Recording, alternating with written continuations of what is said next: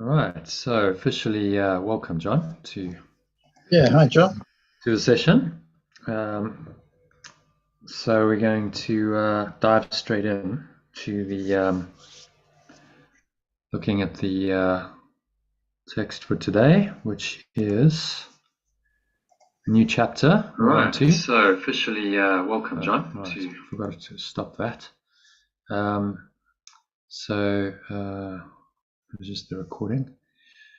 Right, so the passing of the dream. This chapter is called The Passing of the Dream. Chapter 1 is The Substitute Reality. Intriguing titles. So, do you want to read the main? Yeah. And I've already done some translation to speed things up a bit. To substitute is to accept instead. If you would but consider exactly what this entails, you would perceive at once how much at variance this is with the goal the Holy Spirit has given you and would accomplish for you.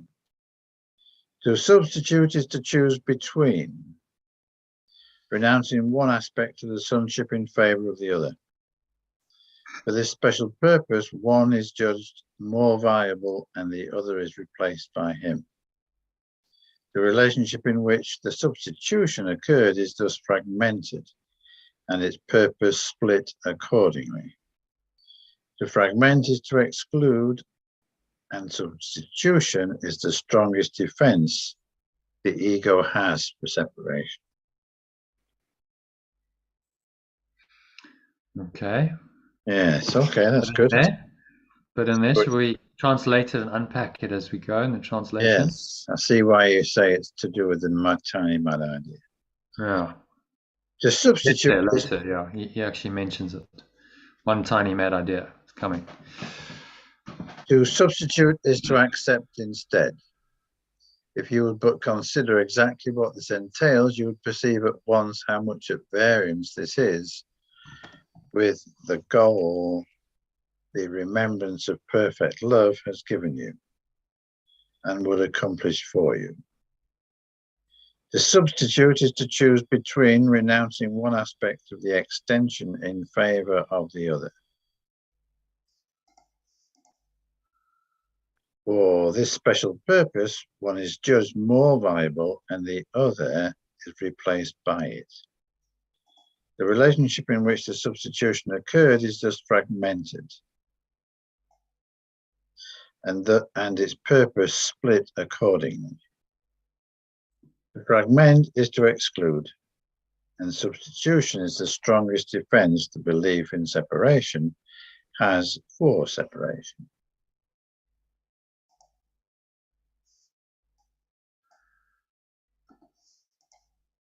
Okay. So any thoughts on that? Well, it's alerting us to the temptation to slip in ego thoughts where they're not wanted, right? Yeah. He's calling it substitution, which it is really. Yeah.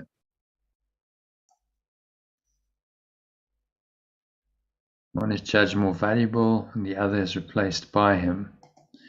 So what he means there is one person. Let's see. One person is judged more valuable, and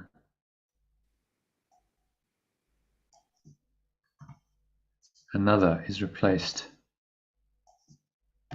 by him. So we substitute people. Let's say hello to Sue. Hi, you Sue. Hello. Welcome back into the room. Nice to see you again. Thank you.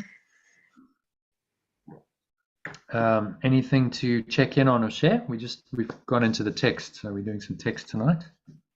That's fine. I'm just happy to be here. Really, I was actually listening to some of your replays, and I thought, oh, I think there's actually one on right now. So I thought I'd jump on live. Yeah, Yeah. So, Exactly. Live sessions are always good if you can do them. So yeah. Hi, Sue. Hi there. Hi, John. Um, do you know yeah, you two know each other from the past? I've met John. You came Okay. to Sally's and did a session there with Sandy. Oh, yes, right. Okay, Sue. Yeah. Sandy days. Yeah. So are you just down the road then, near Colchester? I'm actually in Sally's house. Oh, right. Yeah, Very I much live here, Colchester. which is lovely. Yeah, and Sally's in I wasn't at the Colchester. time, to be fair, but I am now, so it's really nice. Very good. Yeah, where were we? Shall we unpack that from the top? We're just at paragraph 1 of a new section and a new chapter. This one's called The Substitute Reality. The chapter is called The Passing of the Dream. So it's actually quite a profound section. We go into some of the deep metaphysics of the Course and the split, tiny mad idea of separation. So this is the origin of, that whole diagram I showed you, the descent into hell. Well, this is kind of one of the key sections that from which that is derived. Right, So I might follow along, really. yeah. It might be a I'll bit ask you to read. mind-blowing.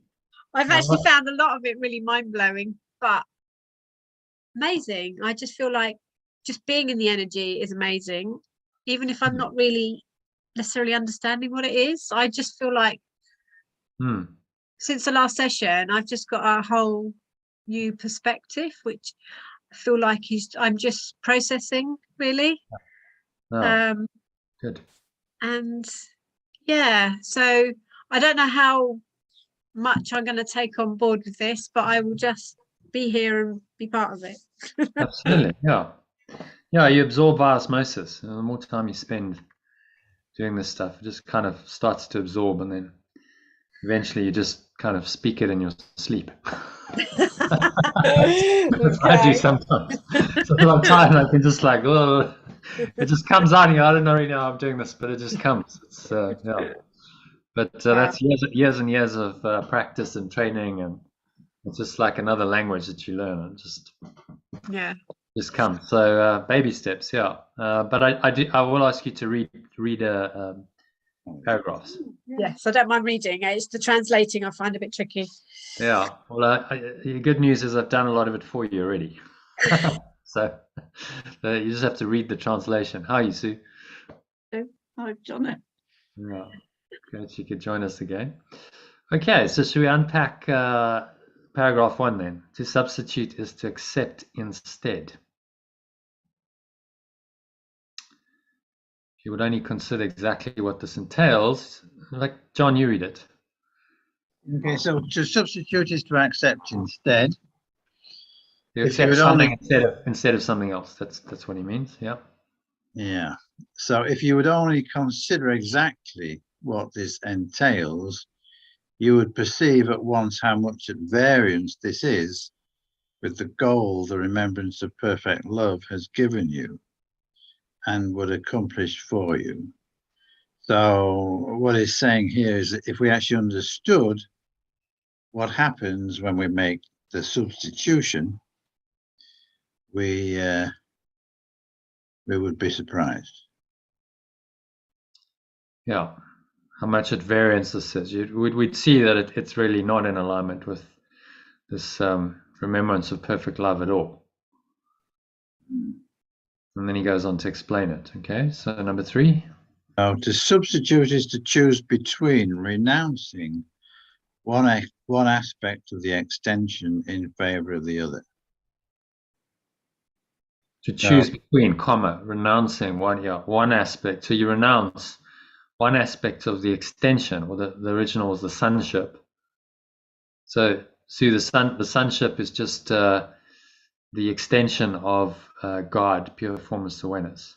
Okay. That's all of us. The sonship refers to all of us in our seemingly separated state as human beings.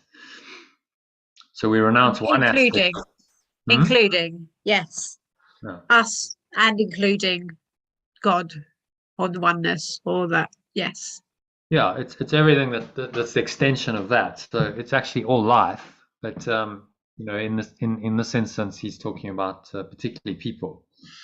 So we renounce one aspect of this sonship or extension in favor of the other. And so for this special purpose, one person is judged more valuable, another is replaced by him. So this is special relationships. Oh, I don't like you, but I'll let you go. I don't want you in my life anymore, but I'll choose you instead. And so we're actually fragmenting and substituting, which of course cannot happen in perfect oneness. In perfect oneness, there's nothing to substitute. There's only one. So by definition, substitution is impossible. Make sense? Okay, and then number 5, John. The relationship in which the substitution occurred is thus fragmented, and its purpose split accordingly. To fragment is to exclude, and substitution is the strongest defense the belief in separation has for separation. Okay, so what is he saying here in essence? So he's saying when we do the substitution, we actually fragment our true relationship with ourselves.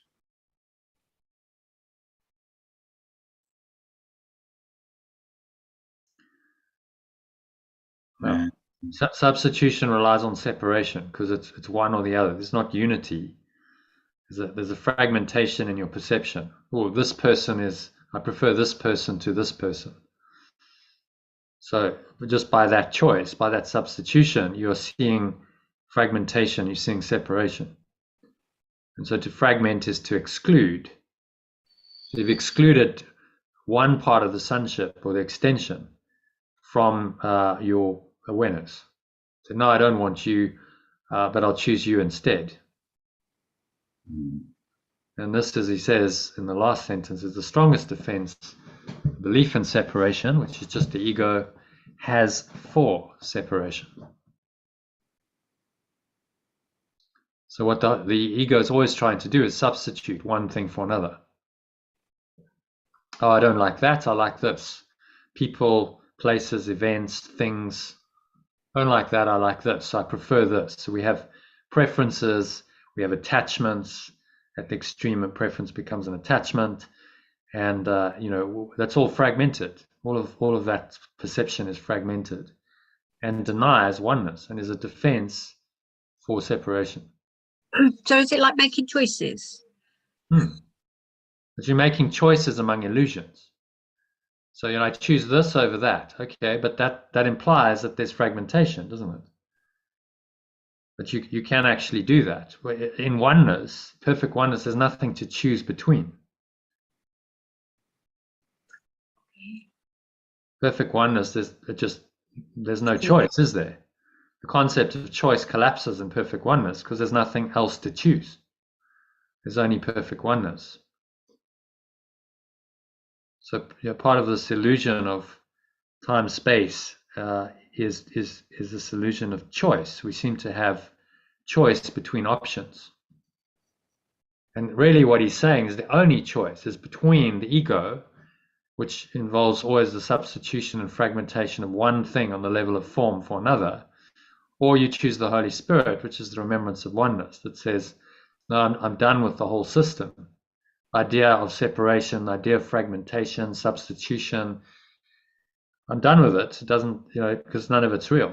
So you stop trying to make choices in the dream world,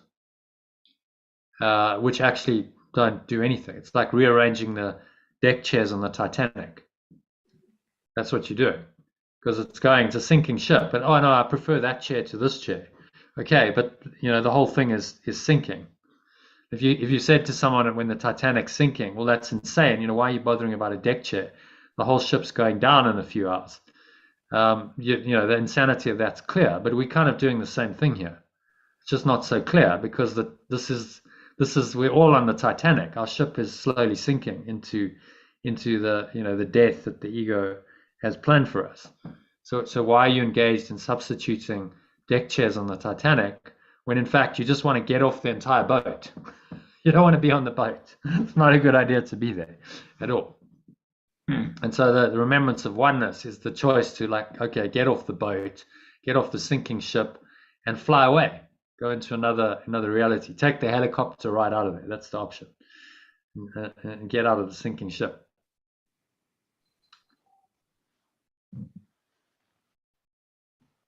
Yeah. Okay, so John, do you want to give a little summary of that paragraph, and then we'll move on to number 2? So it's beware the temptation of substitution, because it will end up in separation and ruination. Yeah, okay. So that's a very short summary, but we'll go with that. He's just saying that substitution is the strongest defense for separation, because in order to substitute, you must believe in separation. So if you keep doing it, then really what you're saying is that you believe in separation. Okay, so number 2. Sue, if you want to read that, please. The Holy Spirit never uses substitutes. Where the ego perceives one person as a replacement for another, the Holy Spirit sees them joined and indivisible. He does not judge between them, knowing that they are one. Being united, they are one because they are the same. Substitution is clearly a process in which they are perceived as different. One would unite, the other separate. Nothing can come between what God has joined and what the Holy Spirit sees as one. But everything seems to come between the fragmented relationships the ego sponsors to destroy. Okay. So we'll unpack that and translate it as we go. So alternatively, I've done the substitutions for you of the words. So you want to read that, and then just we'll pause it at each sentence and just unpack it if you have any questions. Okay. So the remembrance of perfect love never uses substitutes. Okay, makes sense? Yep. And actually, you know what I'm going to do here? I'm going to call it oneness. I think that's Nice. Well, so oneness never uses substitutes because, of course, it's oneness. So, by definition, oneness doesn't substitute.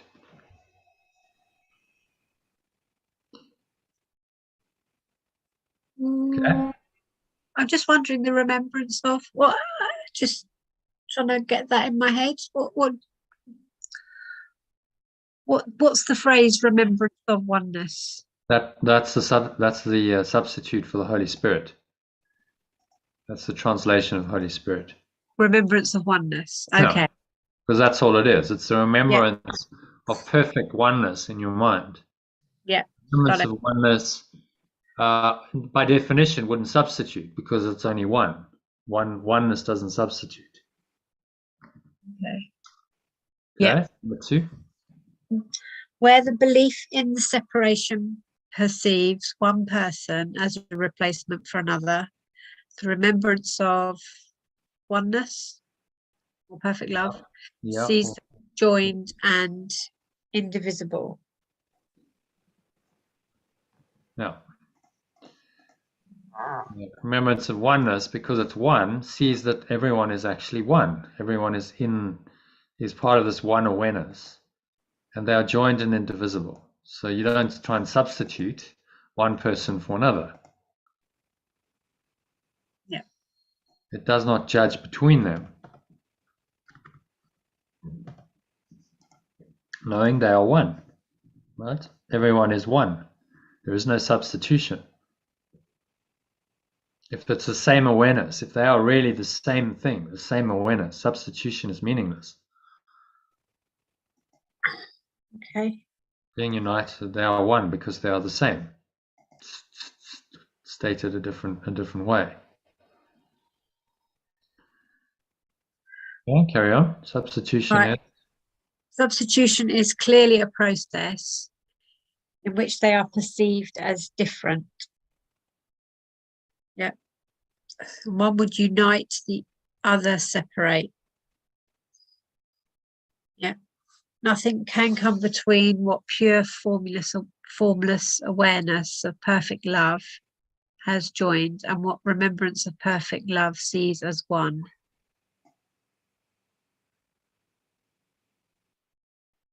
A oneness, remembrance of oneness as one.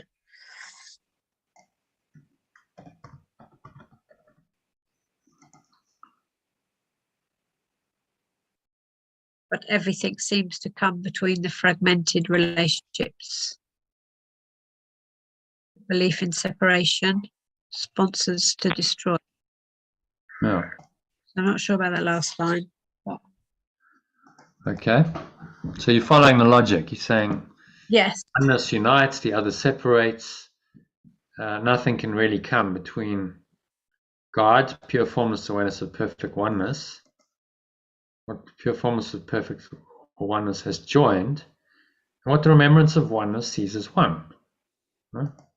Because the remembrance is just the memory of the state of total oneness, pure formless awareness of perfect oneness has joined, and what the remembrance of oneness sees as one. So the remembrance unites you with this awareness ultimately. The only job of the remembrance is to bring about the full awareness, this pure formless awareness of perfect oneness in your mind.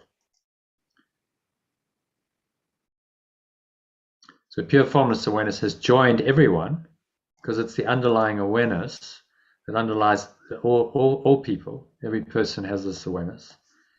And what the remembrance of oneness sees as one. They're the same. Remembrance just remembers it. When you look on them, and they seem to have a form, they seem to have a body and a separate identity. The remembrance of oneness still sees them as one. It's one self. Everyone is a seemingly separated aspect of the one self.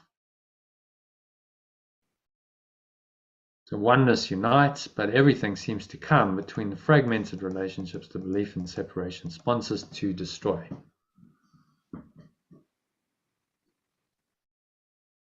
So belief in separation wants to see separation. It wants to see that you're separate from your companions, and it sponsors this belief and these relationships to destroy. What it's trying to destroy is oneness. That's always its goal, to destroy the idea of oneness in your mind, to destroy love, and instead replace it with this belief in separation. And so everything seems to come between these fragmented relationships. So the world, all the issues we have in relationships seem to come between us, and they seem to separate what actually in truth is one.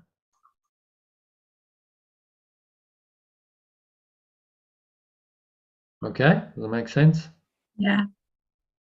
Okay, now I'm going to ask you to summarize it. What does he say there? Okay, so the separation causes the fragmented relationships,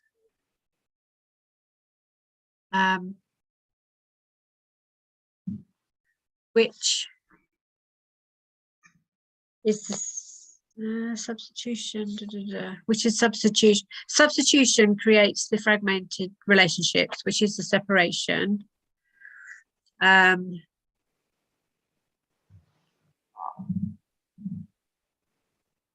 that's not oneness.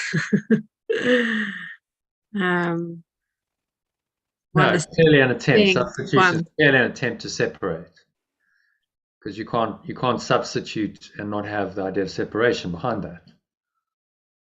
Whereas oneness simply sees that everything's one. There's no difference. There's no separation between one person and another person, because it's the same awareness. They are manifestations of one awareness. The pure formless awareness of perfect love or oneness underlies it all. Yes.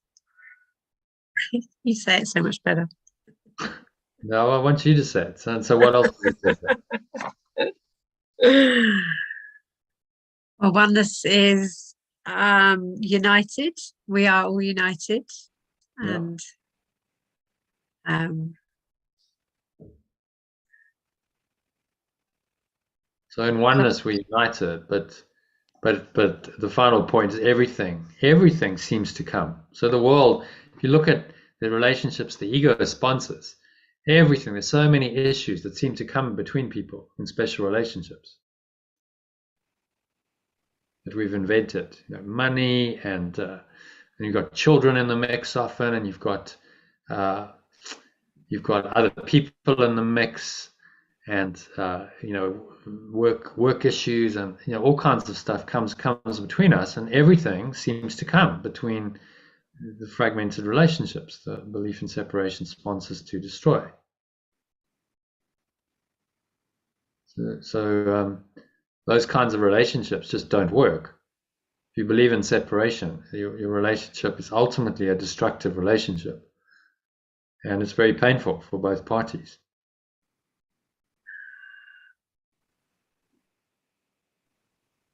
So you're talking about a relationship with everything? No, he's talking about relationships with people here, particularly. Right. He talks about one person as a replacement for another. So the context is personal relationships. And so the ego will tell you, okay, well, this person doesn't meet your needs, so find someone else, find a substitute.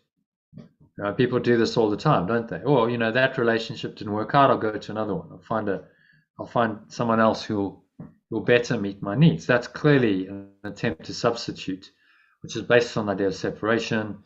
And he's saying the Holy Spirit, being the remembrance of perfect oneness, can't do that. Not possible for it to see the other person as anything but one with you.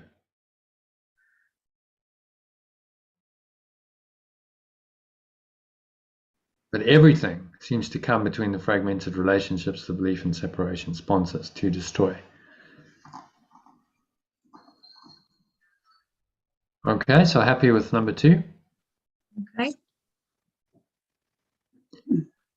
Sue, number 3, if you can read that for us kindly. The one emotion in which substitution is impossible is love. Fear involves substitution by definition, for it is love's replacement. Fear is both a fragmented and fragmenting emotion. It seems to take many forms, and each one seems to require a different form of acting out for satisfaction. While this appears to introduce quite variable behavior, a far more serious effect lies in the fragmented perception from which the behavior stems. No one is seen complete. The body is emphasized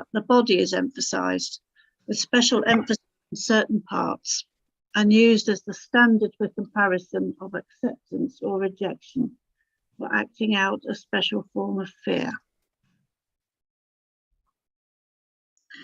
Okay, so let's read that and unpack it, shall we?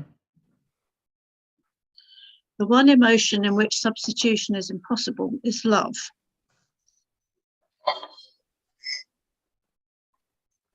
So he then explains that in the next sentence. Fear involves substitution by definition, for it is love's replacement. So you can't substitute love because love is just is. There's nothing else. Well, love is oneness, isn't it? The emotion of love is oneness in action, is oneness brought into our feeling. So the idea of perfect oneness felt is this emotion we call love. Really a state of being. And fear involves a substitution by definition, whereas love's replacement. So obviously, by definition, if it's a replacement for love, then there's a substitution that's gone on in order for fear to even have any kind of existence in our mind. So the ego starts with the idea of substitution, substituting oneness for its own idea of separation. So of course, then substitution is at the foundation of the ego's thought system.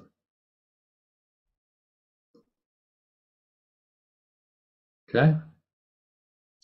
Fear is both a fragmented and fragmenting emotion. Yeah. Makes sense? Yeah, well, fear separates people, fragments people. Fragmentation and separation go hand in hand. So there's no oneness. You're seeing bits and pieces of reality. Well, there's this bit there, there's this person there, there's this person here. And it fragments, it's fragmented and fragmenting. So it seems to take many forms. Each one seems to require a different form of acting out for satisfaction. So in order to resolve the ego problems, we have many different forms, many different ways. The ego is saying to you, well, listen to me, this is what you need to do to resolve this problem. This is what you need to do to be happy. And then he says, you want to carry on, number 5? While this appears to introduce quite variable behavior, a far more serious effect lies in the fragmented perception from which the behavior stems.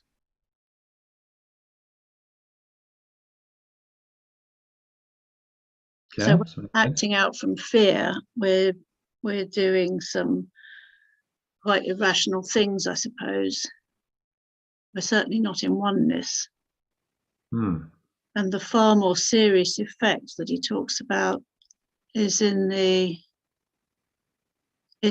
perception of what's going on.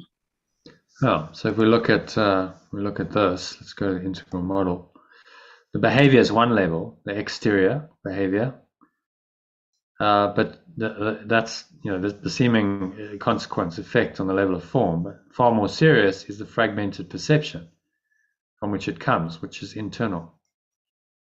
This is how you're seeing the world, because that causes us a lot of distress, a lot of unhappiness, fragmented perception. So no one is seen as complete.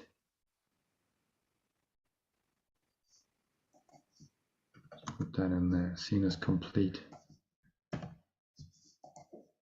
So he's saying that, well, these are the consequences of this perception.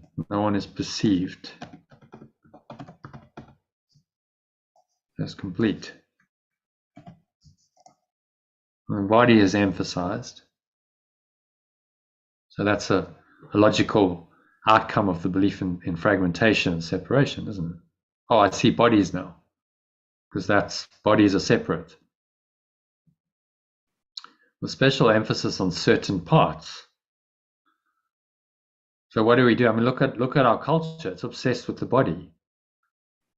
Certain parts of the body are deemed to be more valuable than other parts. If you've got a beautiful face, that's beautiful. Women, beautiful breasts, beautiful buttocks, legs, whatever it is, and it's all very fragmented. Perception, focusing on the body, and this is used as a standard for comparison of acceptance or rejection, for acting out a special form of fear. Oh, there's Iona.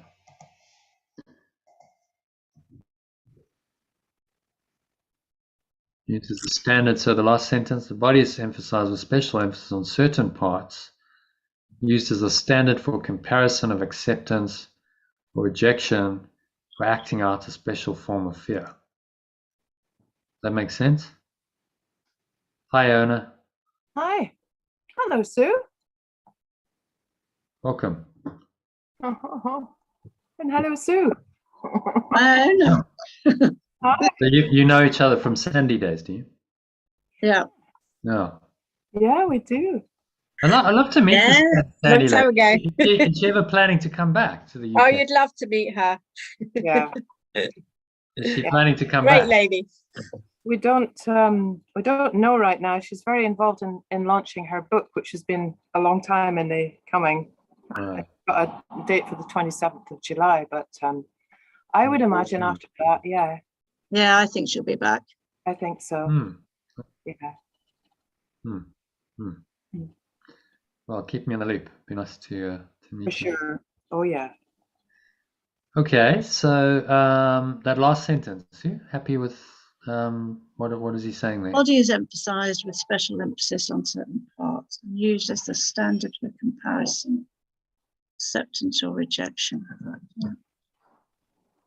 So we look on the body as a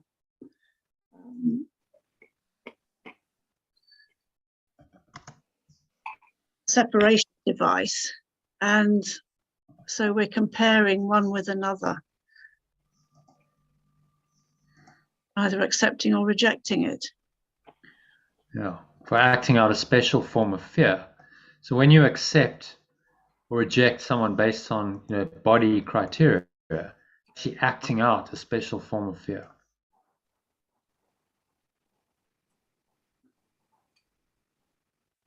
And you define what does that mean? A special form of fear.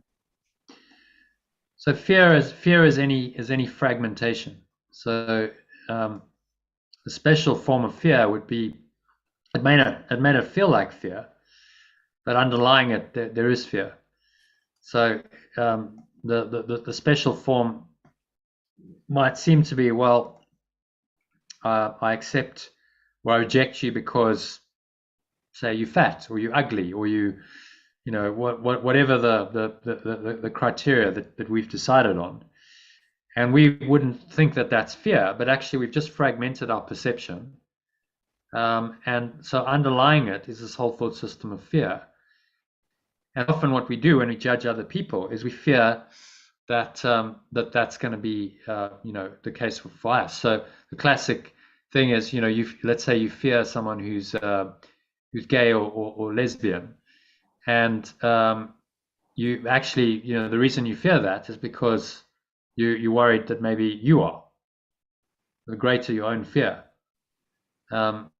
So that's would be called a special form of fear then. Okay. I'll just give you an example, but there's many ways this can play out. Standard for comparison of acceptance or rejection for acting out a special form of fear. So body emphasis equals fear. That's what he's saying. So don't go there. Don't go there in your perception. Don't focus on the body. Whenever you find yourself looking at someone's body and going, oh, I don't like that. Yeah, I really do like that. Then just stop and pause and ask yourself, well, are they really a body? What am I misperceiving here? Because that corrects it. So we live in a culture obsessed with the body and certain parts of the body. Special emphasis on certain parts of the body gets even further fragmented. And now we have a standard for comparison of acceptance or rejection for acting out a special form of fear. So a classic example is the beauty industry. It focuses on certain body parts, says this is now the standard for comparison of acceptance or rejection. If you've got a certain configuration of your face, then you're beautiful. And this is good. We accept you. You're lovely. And if you don't, then you don't quite measure up to the standard. And so, sorry, no, you're not quite good enough to make it, to be a model. And this is the acting out of a special form of fear. All of it. They wouldn't see it as that, but that's what it is, because they just substituted one for another, made one person more special than another. And all of this confirms that the thought system of substitution and separation, which is based on fear, is the thought system of fear, is real. And so he's just asking us to look very honestly at this entire world that's really body obsessed and see it for what it is. They're acting out of fear. Okay, so Sue, you want to give a little summary of that paragraph for us, and we'll move on. So fear by definition is substitution, because it's all about separation. It's when we're perceiving everything from fear,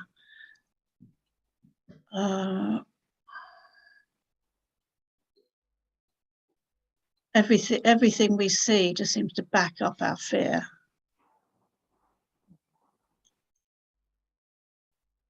Yeah, fragmented. And what he's saying is that the fragmented perception is the real problem.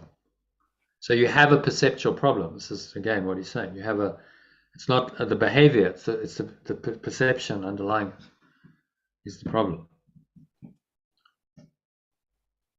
So because I've missed the first little bit, is that the fear that I'm not worthy, not good enough, not fit for purpose? Yeah, well, I mean, think about what happens if you're judging someone else based on a standard for comparison of, say, the body. Yeah. You judge them and you judge them as unworthy. What are you really doing? You're saying, well, I could also be unworthy. Yeah, someone could judge me because I have a body. Then I start to identify with my body. And what happens if someone judges me by the same standard? I might not be living up to that. Yeah, it's horrible. Yeah, it creates fear of unworthiness because sooner or later, at some point the body's going to fail us. So it doesn't matter how amazing your body is now. In youth you can see some amazing bodies, but sooner or later that body's going to decay, and it's not going to quite live up to that standard anymore. And that's inevitable with the passage of time. We all get older. And then if you're really body identified, you're terribly fearful. It's like, well, I'm losing my identity here. Mm-hmm. And this is why you have industries like plastic surgery and the beauty industry, because they're all trying to maintain an identification with the body, and people will pay a fortune for that identification, even though it's delusional, because it's going one way. So the fear is sinking. The whole ship is going down. So the fear is one of fear of rejection, fear of not being enough. Fear of loss of identity. Yeah. Ultimately, fear of death. I mean, if you think you're a body and that's it, that's your whole reality, then this world is terrifying. The body could die at any point. So there's this deep-seated fear that underlies all of these special forms of fear. I mean, look at the beauty industry. I mean, it's classic. So all this, the standard for comparison of acceptance or rejection, but it's really just the acting out of a special form of fear. And underlying that whole beauty industry, which is all selling you the beauty and the glamour, is a thought system of death. It's a death wish. That's what they're packaging in a nice form, a death wish. Does that make sense? Yeah. So you start to see through all of the lies and go, well, really, if I'm attached to form and the body, then really what I'm believing in is a death wish, because the body will lead to one thing, ultimately death. It doesn't matter how much I make it up and I make it pretty and more beautiful and whatever I do, if I identify with my body, I'm believing in death. So I have a death wish then. So as I, paint my lips with whatever, with lipstick, just remember that that's a death wish. This is what you're doing to yourself. You're identifying with the body as you do that.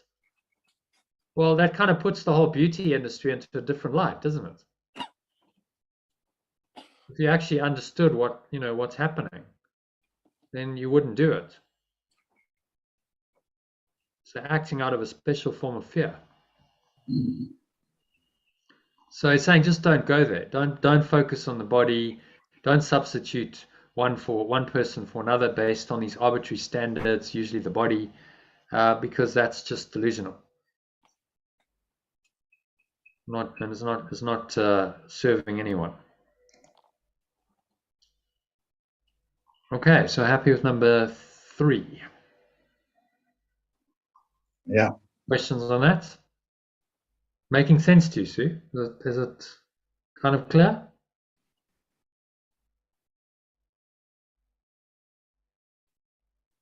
It's clear to a degree, if that makes sense. So Yeah. I'm understanding what you're saying. It's just there's a whole level of the whole concept of it that I'm just allowing to land, if that makes sense. It does. It permeates in slowly. The idea that the entire cosmos is a death wish takes a little bit of time to get your head around. But you'll get there. You'll get there. I mean, it is over time you will, and you start to see it more and more, because everything dies here. So, well, what underpins everything here is a death wish. You come in order to have some kind of existence temporarily, and then to die. That's how it is, and it doesn't matter what you do in there. If you keep believing in this thought system of separation, fragmentation, substitution, you keep believing in the death wish. You keep saying, yes, my wish is to die. Yeah, it's understanding what dying means. Does that make sense? Yeah, well, in the end, death isn't true or real, but for the ego, death is the death of the body, which it identifies with. And so because it's identified with the body, it thinks it's going to die, but never really wants to face that. So through all of this, we forget through our lives, well, look, this is all going one way. Ultimately, it's going to come to death, because death seems to be a way off. Most it's okay, well, it's not imminent. But if I was going to die tomorrow, then it becomes very imminent. Then often people do get spiritual awakenings on the point of death, because it brings it all into clarity. And you go, well, what have I been bothering about with all these illusions when it's all going to end? So the ego must be quite relieved when it realizes it hasn't died after death.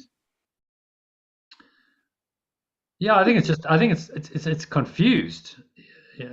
When people leave the body and they don't really know what's going on, there's a very confused mind there. Sometimes they think they're still alive, and then they become ghosts, and the mind is confused, and they still don't know who they are. So don't believe that every incorporeal entity knows who and what they are. A lot of them don't. They're totally confused. So you go, well, I'm listening to the voices of the dead. It's like Yeshua even says, don't listen to these voices. They're confused and confusing. Listen only to the voice of the Holy Spirit, which is the voice for life, that transcends death, that doesn't believe in death at all. It sees that death is as illusory as birth. So it's the entry and the exit point into a dream. Entry point we call birth, exit point we call death. But if the dream isn't real, then both are illusory. None of it ever really happened in truth. Oh. Seems like So more well mind-blowing. done. Seems like more mind-blowing. Yeah. It's like I'm just trying to get my head round. It's like from here to where we end up. Where you say that bit in between, is that still ego? The bit in between here and what? Heaven? What are you talking about? Where we end up? Life. Life in the dream world. No, so the ego here is like the ego is, this is ego where we're living with ego. But when the ego is a belief. Remember, the ego is a belief. That's all it is. Right. So if you believe in it, so when we carry this belief when we go, that's what I'm trying to get my head around then. Yeah, so we carry the ego with us. If you haven't corrected your mind and you still believe in separation, then when you depart this world temporarily, you go incorporeal. Your mind no longer has a body attached to it, but the belief in separation is still there. Then guess what? You come back, because the belief requires that you have a separate form to act it out. Okay. So we've come back We've come back each time because we're still connected with our ego. Our ego is still present within us. Yeah. But we haven't lost it. Yeah. Okay. So death, unfortunately, is not the end of the ego. If it were, it'd be like, oh, when you die, you have one go. No, because the belief maintains in your mind. If you haven't corrected that belief, in your life, then that belief is still there. And that belief demands incarnation in order to act out the separation and come into a world where you can experience yourself as a separate entity and then project your guilt onto others because you're feeling guilty. And the whole story of the ego, you have to come here. So then you get pulled back. Your mind pulls you back into another incarnation and attaches you to a body, and then in you are again in the domain of separation, forgetting how you got here, forgetting that the belief in separation is behind it all. Yummy. So our task really is to remember. Let's remember how we got here. Let's remember what's behind it all, and this is what the Course is training us to do. Remember the truth. Okay, move on. So number 4, Iona, will you read number 4 for us, kindly? So that's actually not a translation, so just go to the alternative straight away. You who believe that pure formless awareness of perfect love is fear, made but one substitution. It has taken many forms because it was the substitution of illusion for truth, of fragmentation for wholeness.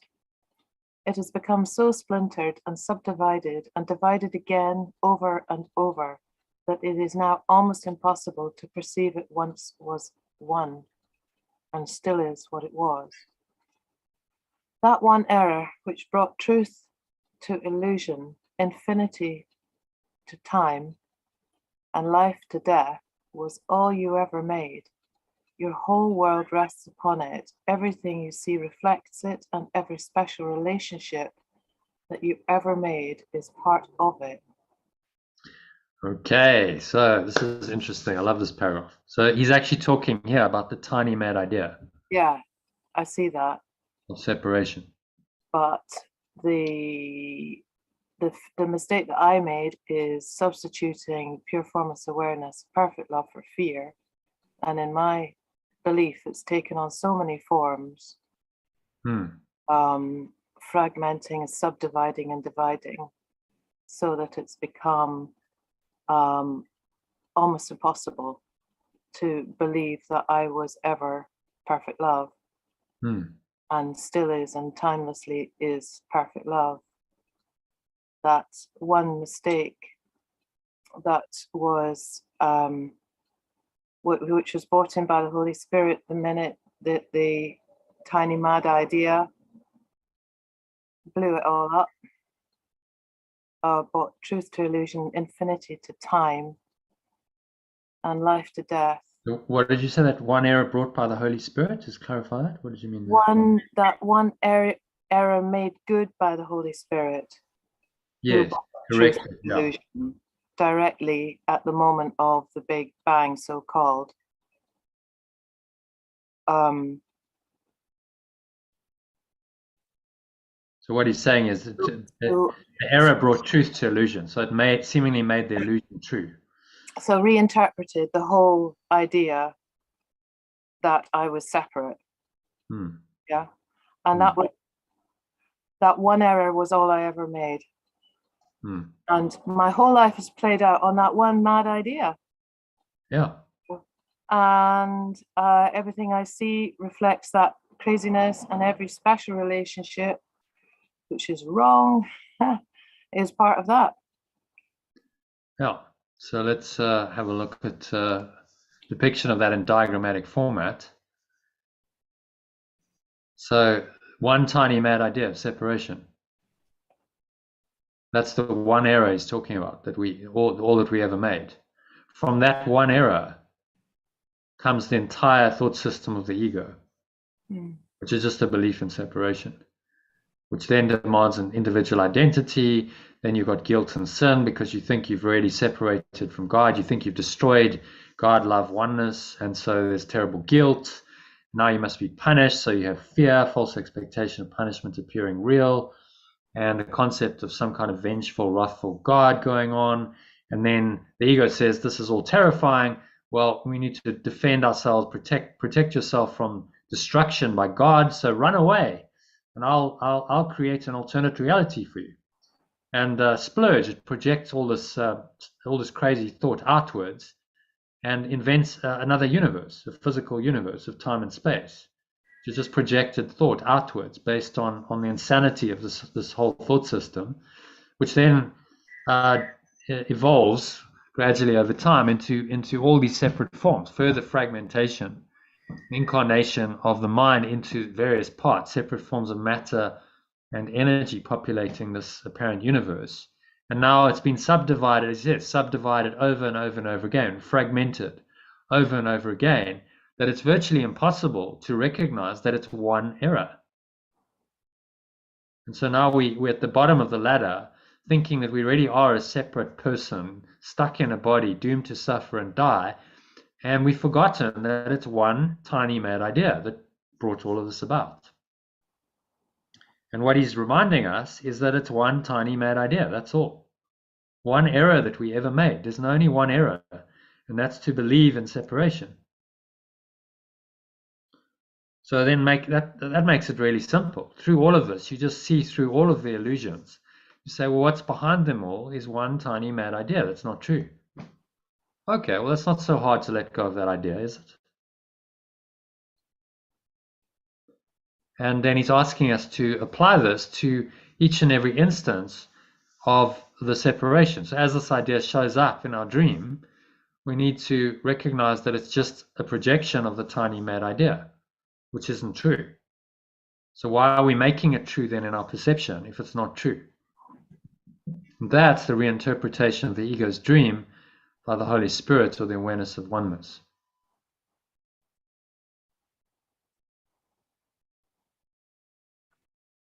Does that make sense?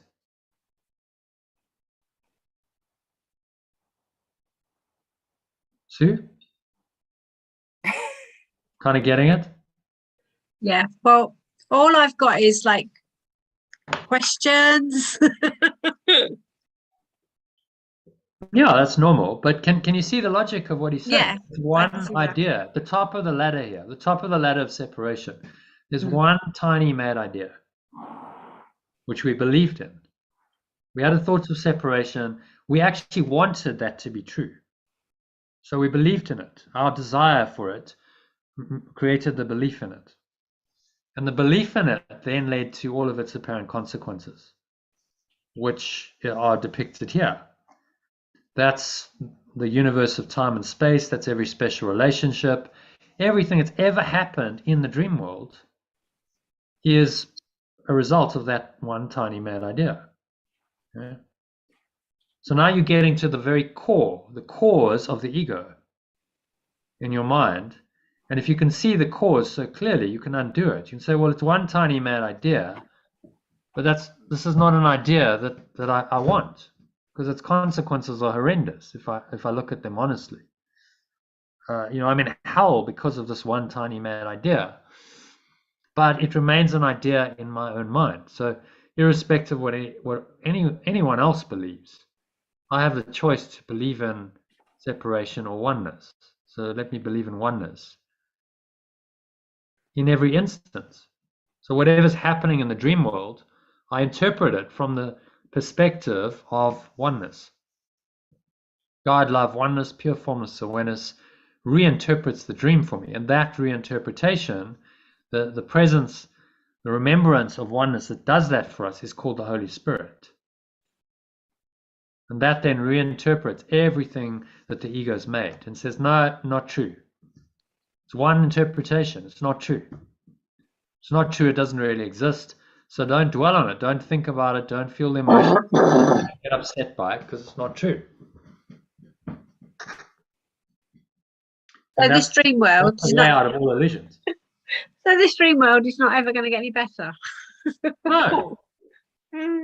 He's saying to us, that because it's based on the idea of separation, which isn't true, and it's based on the fundamental illusions of guilt and sin and fear and attack, that it's always going to be dysfunctional. You're never going to fix it. How can you fix a broken system? So all of our attempts to try and make our lives better here. We invented all this technology. I mean, huge amounts of time and effort go into trying to improve our lives in the dream world. And yes, you're just saying, don't bother, just leave it all behind. It's never going to get any better. Dedicate your time and effort to transcending it and getting out of here. You don't want to be here. And so this then becomes, the spiritual call. So, I'm dedicating my life to getting out of here. So I never have to come back here again and repeat it, because it's totally dysfunctional. None of this really works. And if I come back, I'm just going to get more of the same. It's not going to get any better in your next lifetime. And is it here just Earth? It's here. When you say here, it's just Earth, this planet. Well, it's time space, not just this planet. It's time space. It's the illusion, the alternate reality that's been invented. So you could go to another planet, find another galaxy, another planet, whatever, but you're going to find the same thing.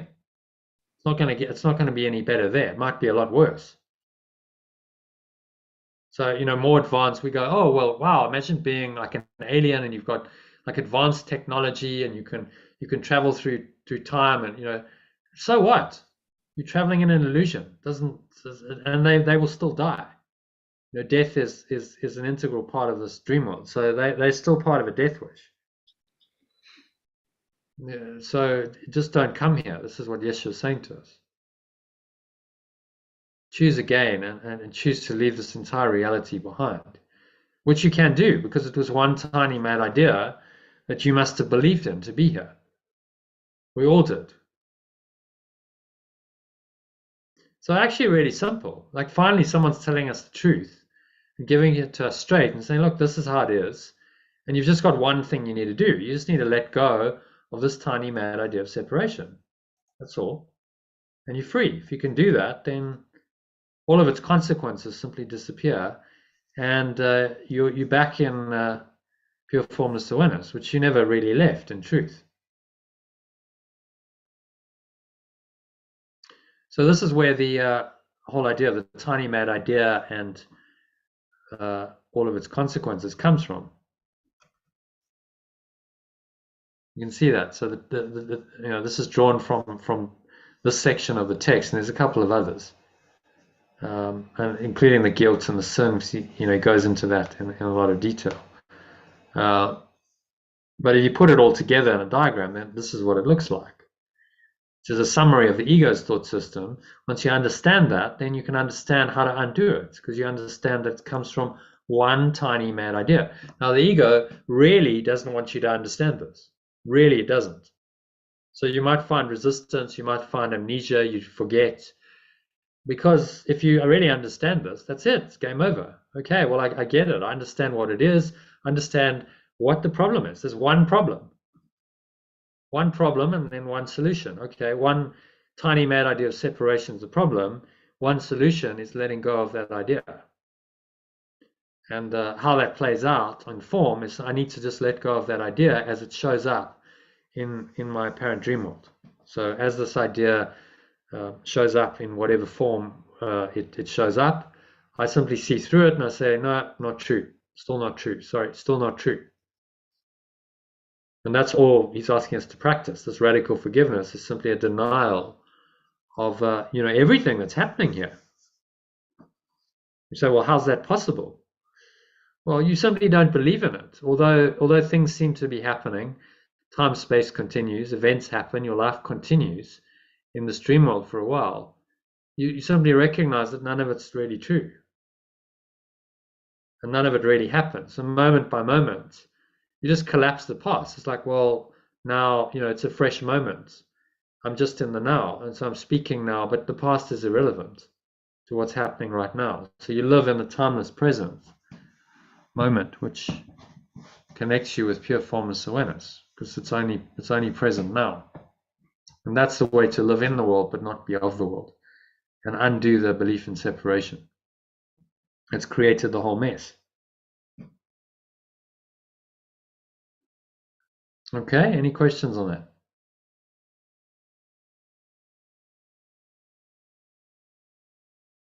Okay, So I refer back to this diagram quite often. It's because it's a reference point for us to come back to over and over and over again. So you'll see it many times. And as you look at it more, it starts to make more sense. Okay, so what is he saying there in essence, Iona? We'll summarize paragraph 4 for us. I made a mistake. Yeah. Okay. Short and Tiny sweet. mistake. Okay. One tiny mistake, and this Everything. So is the whole problem. onwards.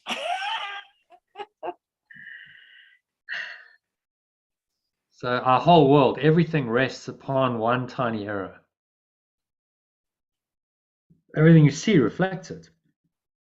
What we see with our body's eyes is only there because of the error. We wouldn't have a body, we wouldn't have sense perceptions, we wouldn't have a world if it weren't for this one tiny mad idea. Every special relationship that you've ever made is part of it. Okay, so all encompassing then. That's what he's saying. Your entire world you need to look at differently. And recognize where it came from. What is the source of the world? And I just go, well, hallelujah, someone's finally telling us straight. Because before I came to the course, you're searching, but no one's really explaining it. I couldn't find a good answer for why this universe existed. And now he's finally giving it to us and saying, well, this is why. And now you can do something about it. Because you understand how it came about, you can actually do something constructive about it and get yourself out of here.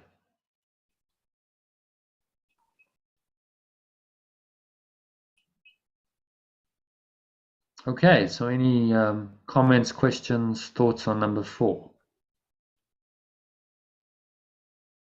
No? Pretty profound paragraph, so Yeah. good one. So number 5, John, I think we That's started. me. Should we go straight to the alternative? I think so, yeah. It doesn't look like there's much translation. You may be surprised to hear how very different is reality from what you see. You do not realize the magnitude of that one error. It was so veiled and so completely incredible that from it a world of total unreality had to emerge. And what else could come of it? Its fragmented aspects are fearful enough as you begin to look at them. But nothing you have seen begins to show you the enormity of the original error, which seemed to cast you out of this state of pure formless awareness, to shatter knowledge into meaningless bits of unused perceptions, and to force you to make further substitutions. Yeah, disunited perceptions. Wants you to make further substitutions. Okay, so thoughts on that? I'm going to unpack it from the top. You may be surprised to see how very different reality is from what you perceive. Yes, don't underestimate this substitution. So make it a capital R, because he's referring to ultimate reality. Yeah. You do not realize the magnitude of that one error. So saying one error, one tiny mad idea has done all of this. It's so vast and so completely incredible, unbelievable, that from it a world of total unreality had to emerge. So completely unreal world had to emerge, because what could come from a completely incredible, unreal idea? What else could come of it? Fragmented aspects are fearful enough as you begin to look at them. So we see all the fragmentation going on here, fragmented aspects, different bodies, people dying, people suffering, getting sick, attacking each other. This seems to be very fearful, or fearful enough, but nothing you've seen begins to show you the enormity of the original error.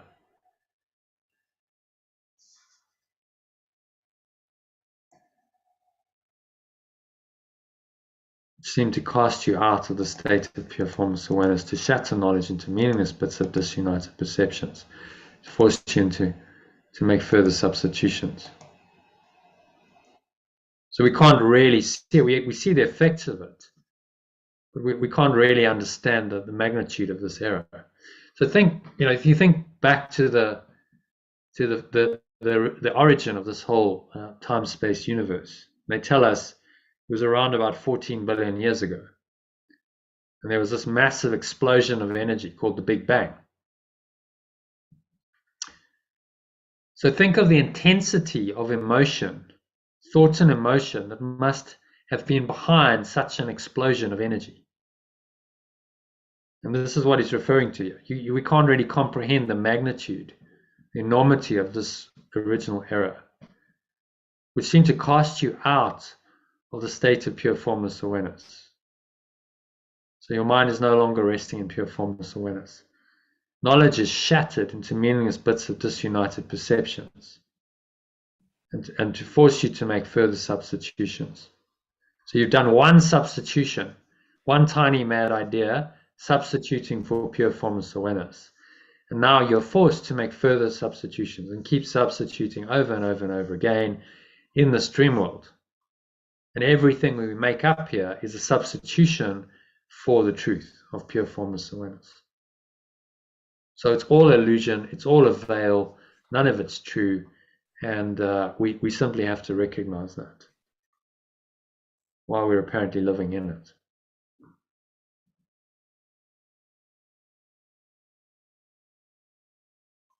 Okay, any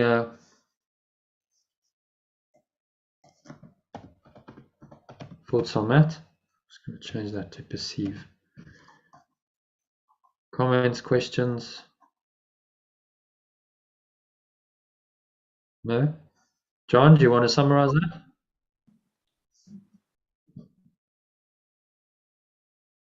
What's he saying?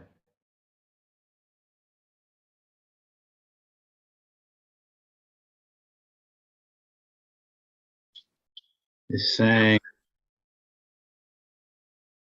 that the substitution is that we don't understand the magnitude of the error that we make by going with the illusion. We don't understand the magnitude of that original error. So we see its effects in this world, but those effects can't really show us the magnitude of this one tiny mad idea. That split, the intensity of the energy that got projected out to create a whole universe of time and space. It's intense thought and emotion, very intense, went into this, and we can't really conceive of that because it was a pretty terrifying experience for us. So we've denied it. What we've done is pulled a veil over our mind. We've gone into amnesia and we've denied all of it. So we forget how we got here. We forget the decision. We forget that we made up an individual identity. We forget the guilt and the sin. It's all suppressed or repressed. We forget the fear. We try and push it all down in our minds. And we cover it over and we try and function on some level in the dream world. We try and make it work. And yet all of this is now stuffed down in our deep subconscious mind and is actually causing us pain and suffering all the time. And so healing requires that we go in and we look at all of this and ultimately get to the top of the ladder of separation once more. And we realize, well, it's just one tiny mad idea behind all of it. And I don't have to continue believing in that idea.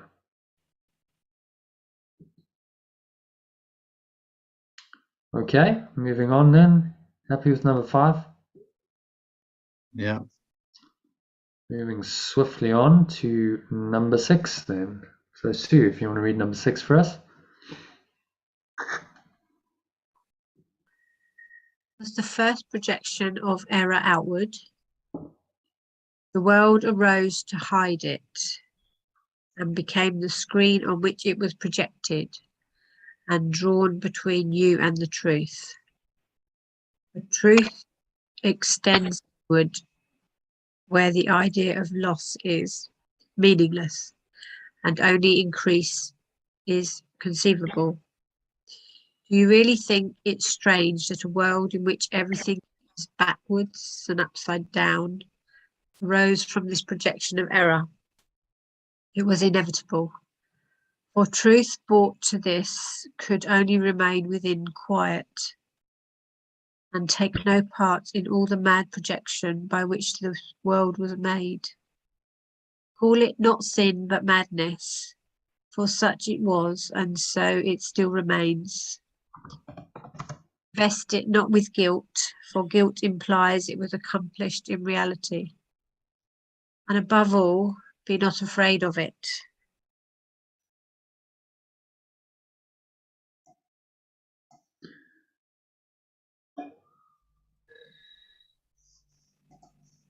Yeah, okay, so we're just going to change a couple of these things, and then we can go and unpack it from the top. Do not invest it with guilt, for guilt implies it was accomplished in reality. And above all, do not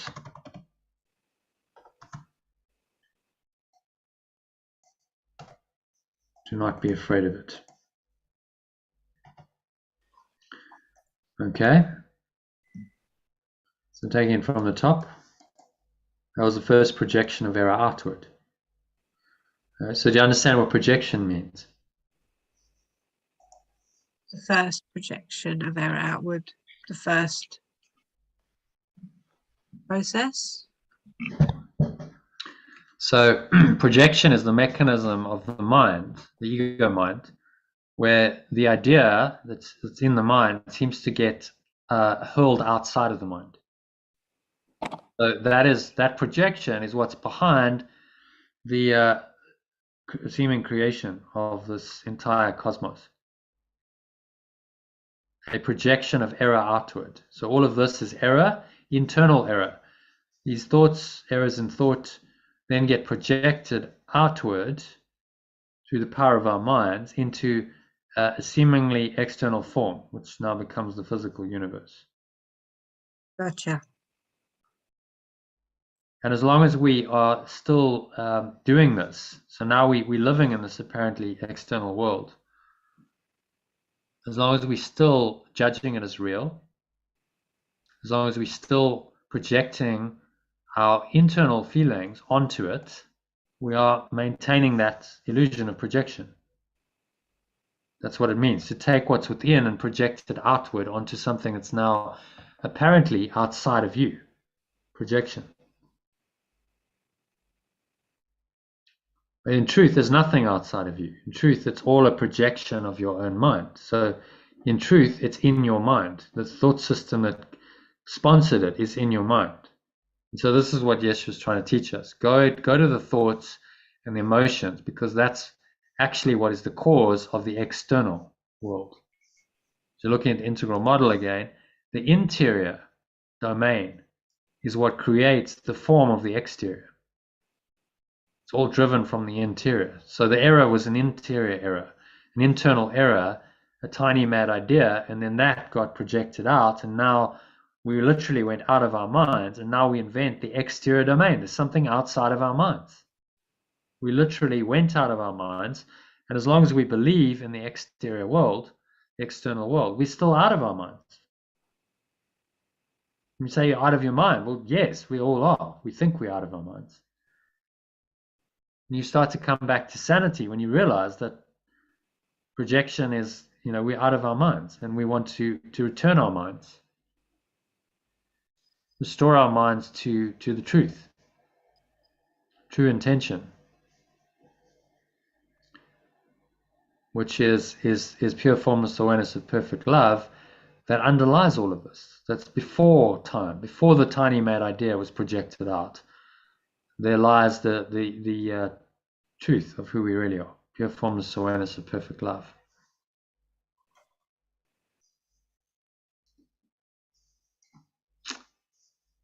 The world arose to hide it and became the screen on which it was projected and drawn between you and the truth.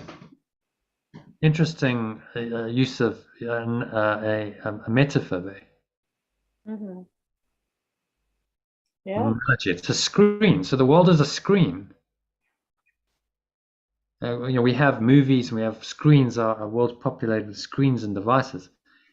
But this is a screen on which the thought, the error, was projected outwards, and now drawn between you and the truth. So it's the veil, it's the cover that covers over the truth of pure formless awareness. And that's what the world is, a screen. 4-dimensional screen, 3 dimensions of space, and you've got time. Time's the 4th dimension.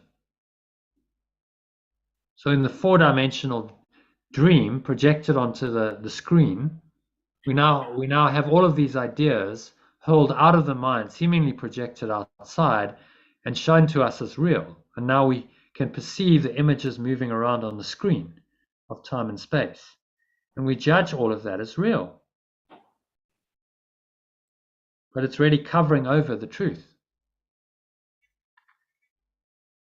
which underlies it. So hence the veil of illusion.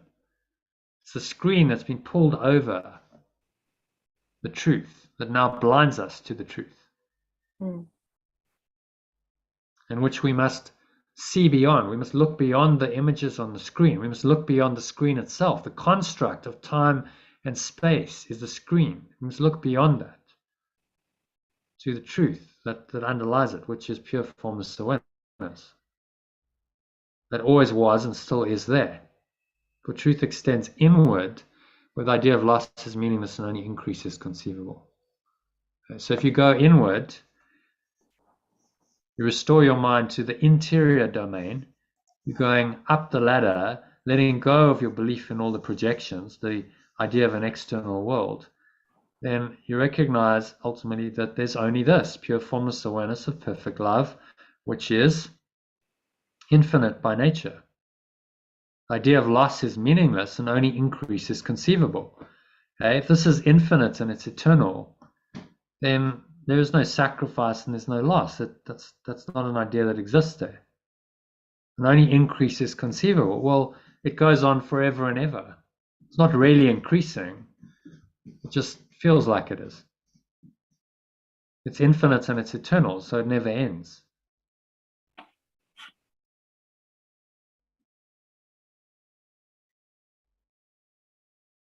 And he goes on to say, do you really think it's strange that a world in which everything is backwards and upside down arose from this projection of error? So, well, of course, if it's just an error, if it's a mistake, that would make everything in this world a mistake, an error. A world that's backwards and upside down, that's the opposite of true reality, would emerge from it. Which is why this world doesn't work, which is why the world is crazy, it's insane, we can't make sense of it, nothing really works here, it's dysfunctional, and we observe that. And so we need to connect the dots and say, well, it's that way because of the thought system that sponsored it. Well, of course, what else could you expect? It was inevitable. For truth brought to this could only remain within in quiet, take no part in all the mad projection by which the world was made. So the truth remains, pure formless awareness of perfect love remains, simply remains in your mind and has nothing to do with any of this. Simply recognize that it's not true. It's a transcendent reality that is beyond all illusions. The truth brought to this could only remain within in quiet, take no part. Do not call it sin, but madness. For such it was.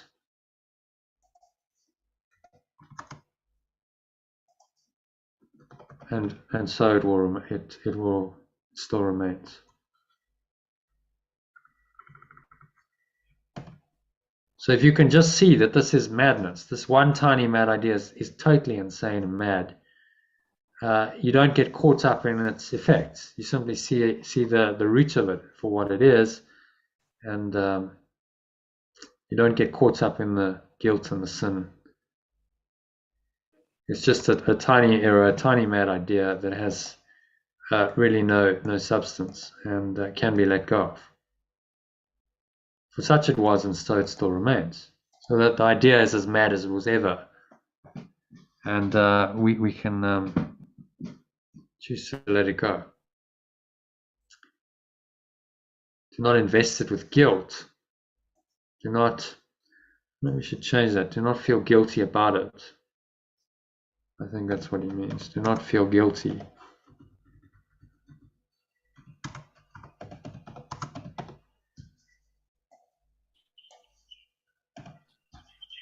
Do not feel guilty about it. For guilt implies that it was accomplished in reality.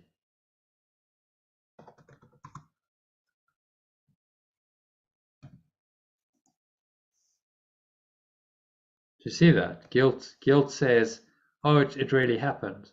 Thoughts of separation really happened. You really did pull it off. You really did destroy oneness or love, and now you're dealing with the consequences, and so you feel guilty for this terrible thing you've done. You see how guilt makes the whole thing real. Guilt makes the error real. Entrenches, which is why the ego is addicted to guilt, because it makes the tiny mad idea of separation real in your mind and perpetuates the ego. So the ego and guilt go hand in hand. Above all, do not be afraid of it. Do not be afraid of it. Because it never really happened. How can you be afraid of a tiny mad idea that never really happened? How can you be afraid of an illusion when you are pure formless awareness of perfect love? Fear becomes meaningless.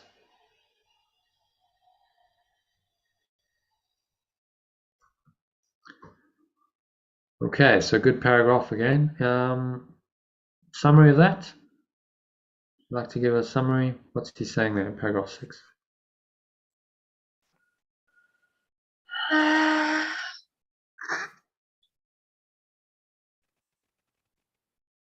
We are this illusion is a screen that's been projected out because of the error. Yeah.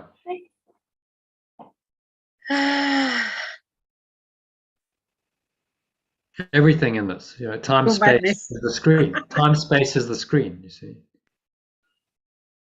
And then all the images that populate the screen are the content that the ego has filled it with. So it creates a construct outside of the mind of time, space, some seemingly external reality, now populated with all these images that are really projections of the mind, populating this dream world. And then we judge that all as real and true, and that separates us, covers over the true reality of pure formless awareness of perfect love. And you said about going inward. Yeah. Going inward would be going back to the oneness. Going back into the mind. So instead of looking externally, which is what the ego wants you to do, you go back into the mind. Yeah. And you track it back. So using the analogy of the screen, imagine you're seemingly a character now being projected into this four-dimensional screen. So the reason why it's convincing is because you think you're the character. And you think that all these images around you and people and other characters and whatever's playing out in the movie being projected is real. And you are real in the dream. You're a character in this drama. And so now the stillness Says, no, just start observing, start going within, and from that place of stillness, observe. Look at the character, look at your dream character objectively, without emotion, without attachment, and just observe what's happening. And then you start to see that maybe the character and the dream isn't that real. Yeah. You're actually turning around, to use the analogy of Plato's cave, allegory of Plato's cave, which you're probably familiar with. This is what before we had technology and movies, Plato expressed it as well. These prisoners are sitting in a cave, and there's a fire behind them, and there are these puppet masters who prancing around in front of the fire, and they are projecting images onto the wall. And those shadows on the wall are now apparently the reality that the prisoners see, and they think that those images are real. And it takes a master like Socrates, who was his teacher, to turn around and say, I don't buy it. I don't believe the images anymore. So what's behind them? And then he turns around. So he's changing his perception, and he's looking within, and he's saying, well, if I turn around and I look, I can see that this is false. I can see that these images are just a projection. They've been made up. And so, to use my analogy, you turn around and you start looking to the light. There's a light you can follow. There's a light that's projecting into projecting all these images onto the screen. So you follow that and you track it back all the way to the projector mechanism, which is in your mind. And then you start to see that there's all these beliefs. You've got all these false beliefs going on, and those are the filters, right? So you think of how movies work. You've got a movie that's already been made, and now frame by frame it goes across the light of the projector, doesn't it? Now we've got digital, so it works differently, but let's just use how it used to work. You've got frame by frame, it's going across the light. So that script, the film, is the ego distortion. This is how the ego plays itself out in the world. So all of its beliefs are now projected into the film that's covering the light, and then the light gets projected out onto the screen, and we think that this is reality. And so if we can go beyond the light, beyond the film to the light, the source of light, we then start to see, well, there's a light and awareness in the mind that is beyond the script, that's beyond the belief in separation, that's beyond all of its projections, that's beyond the dream. And we're back in our true awareness, pure formless awareness, which is the light. And then the dream is over. So, but it's turning around and not having our attention focused on the characters in the dream and what's happening in the dream, in the projection, because that is an illusion, and you will never find the truth there. It's a projection of a false idea. So you must turn around and you must start following the light back.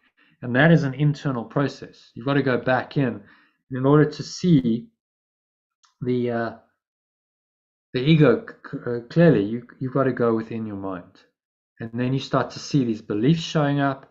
You start to see how those beliefs have created your script and other people's scripts. And you start to look beyond the script, and you start to look beyond the characters in the scripts. And now you're no longer identified with the character in the dream, which is just a projection of all of this on a mind level. What you start to see is that there's the light, the pure formless awareness of perfect love, that's beyond it all. And you realize that light is the ultimate source. That's true reality, beyond all of the projections. And when you get there and you experience the light, then you're free. You recognize that, well, I'm absolutely free and whole and complete in the light. There's nothing that needs to be added or subtracted. There's no loss. There's no sacrifice. The idea of projection is not required. I don't need to be a character in a dream anymore. I'm just this true awareness and nothing else. And that's where we're going with this. And that's the what the mind training is for, to go beyond the ego, beyond all of the beliefs that make up the script, the film, and see that it's just an illusion. It's false. Beyond it is the true light of your true awareness.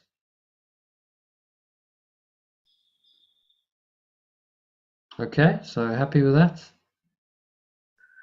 Yes, I'm gonna pop off now because I've got an early start in the morning and I've got some bits to do before then. I'll catch up with the.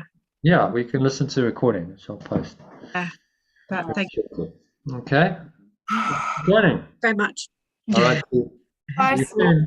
Bye now. So, Nice to see you. Now. Yes, I'll come back. Good. Namaste. Jono, I have a question. Yeah. The tiny mad idea didn't actually happen, did it? No. We only think it happened We believe a tiny mad idea happened. because if we were in pure formless awareness, as we were and as we are, then we couldn't have had a tiny mad idea. No. Pure formless awareness and the tiny mad idea are not compatible. No. They are opposites, and they always will be. So you can't try and reconcile pure formless awareness with the tiny mad idea. That's opposite to it. I think it's an area of difficulty because I've heard, I think I've heard, maybe I've misunderstood them, but I think I've heard other teachers say, well, it's all down to the tiny mad idea. That's where the ego started. Yeah. But the tiny mad idea could not have been, because if we were pure formless awareness, we would be incapable of having a tiny mad idea. Yeah. Got it. So the tiny mad idea is impossible. Yeah. The tiny mad idea never happened. And our only job here is to accept it while we're in the effect of the tiny mad idea that never happened. And if you think that's confusing and crazy, it's because the whole thing is mad. So now we're trying to unwind our mind from this insanity. And it seems to be very, conflicted and contradictory, because apparently it's happening, but We're it's not really happening. We're one, aren't we? Yeah, is that Lucy? Yeah. Oh my goodness, it's me. Ah, she's back. Well, welcome. No, I was just listening in the corner. But you can never be very far away in this place. I never know. Yeah. It's Very great. proximate. Yeah. So what he's asking us to accept is the tiny mad idea never happened. You chill. So there's no sin, there's no guilt. All of the effects of it never really happened. That means your life never really happened. That means this conversation never really happened, even though we're having it. Oh, spin that around your head a bit. Yeah, You're not really here. it never even happened. Yeah. So you're not, none of us are really even here. Yeah, Although we seem to be. There seems to be, something going on. There's form, there's body, but actually in truth, it never really happened. but there is that one-ment, isn't there? But is that one-ment just like nothing really? And Well, everything. one-ment is simply the recognition of truth. That's all. Yeah. Recognize we are at one. So Yeah. if the tiny mad idea of separation never really happened, Yeah. how can I be separate from anyone? I can't. I'm still the pure formless awareness of perfect love that it has always been, eternally. Yeah. And so is everyone else. And all of my illusions about them are not real or true. It's a delusion. Yes. Whatever I'm judging, that they've done and they're separate, it's just mad. It's crazy. It's part of a fiction, a tiny mad idea that's got blown out of all proportion into a seemingly separate world. We've literally gone out of our minds, and we still are out of our minds. And now our task is to come back into our minds and recognize that only our minds are true and real. Only our minds are true and real. No, there is no form. Form is an illusion. It doesn't exist. So you're not trying to kind of marry mind and body and try and bring the illusion into truth. You're simply saying only truth is true. So does mind exist then? No, mind, capital mind, is pure formless awareness. This is the mind of God. Yeah. The mind that pre-existed the entire universe, the physical universe. So wait, does that exist? Huh? Is it sort of? Does it exist? Capital mind. Yeah, Yeah. of course. Well, otherwise there would be no source. Otherwise there could be nothing at all. The illusion could not have seemingly happened if there was no mind with which to think the tiny mad idea, which never happened.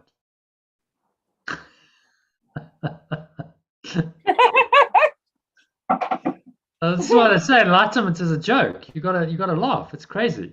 Yeah. But there must have been a pre-existing awareness. See, so scientific materialism, they stop here at the Big Bang. They stop. They can't go beyond that. And they freely admit we don't know what happened. We don't know why this happened. We don't know what happened before time zero. We have no idea. All of our models stop. We can only model, what happened after time zero. Because beyond time zero is infinite. There's no time. There's no time. There's no space. All the models of time and space collapse, and there's no need for any explanation. It just is. And what they're terrified of is acknowledging that, there must have been a reality out of which all of this came.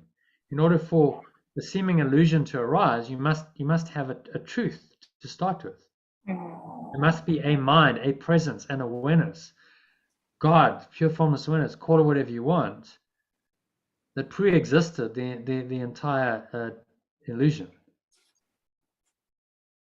And maybe it's still there. So why are we fiddling around, on the shore of time and space, trying to figure it all out, trying to figure out what the shells and the pebbles mean when the great ocean of truth is still there, as Isaac Newton said? It doesn't make any sense. So the most interesting thing, though, or what science or any path can bring you to, is this awareness. Okay, well, actually, what's beyond separation? What's at time zero? The quantum physicists could become enlightened if they really considered that. What's at time zero? Maybe I should just drop all of my inquiry into what happened after time zero and focus all my attention on time zero. Maybe reality lies there. But they don't. They skip over it in a heartbeat. Listen to a talk by a quantum physicist, and he says one sentence. Well, at time zero, we have no idea what happened. Yeah. And he doesn't pause for breath and just continues on. Like, all right, but hang on, you just skipped over the truth there. Yeah. If you paused there and you stop to consider what that really means, that could be the opening into truth for you. And your quantum physics and all of your science would just be the pathway that got you there to the realization of the ultimate truth. But the mind is too engaged still in the dream world, still making all of this real, making the tiny mad idea and all of its consequences real, and trying to model it and explain it. And yes, you're saying that's all pointless. It's getting you nowhere. You need to do one thing only: collapse the tiny mad idea of separation. Let it go. It's not true. It's not real in any way, shape, or form. None of its effects are true. And if you can do that, then you're back in pure formless awareness, which is who you really are, and you're perfectly safe there for all eternity. There's nothing that can ever go wrong there. So we experience glimpses of that in meditation. Did you see Susie's post this evening? She said, I realize stillness is safe. Yes, it's the only safe place, because you're not in the illusion then of separation and all of its disastrous consequences. In stillness, you go back to the truth of pure formless awareness. which is perfectly safe. Because there's no guilt, there's no sin, there's no fear, there's no attack, there's nothing else but itself, but pure formless awareness there.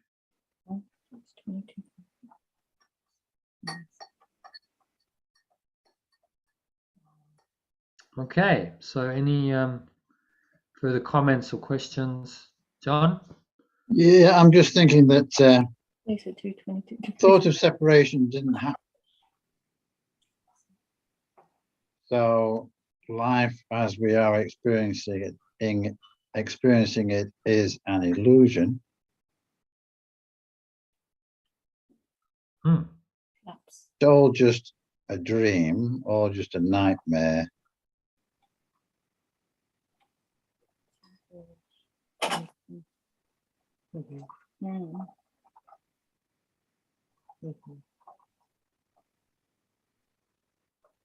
Yeah. Okay. It's okay. Got that one. Now you're seemingly living in it, so it carries on.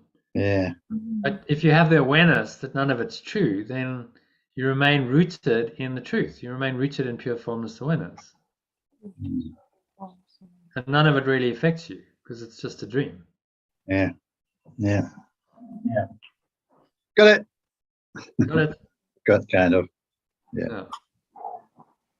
So, to return to our favorite thing, if you ask how did separation happen, what you imply by the question is that it did happen. Yeah. Which, of course, is now playing into the hands of the ego. Yeah. You don't want to do that.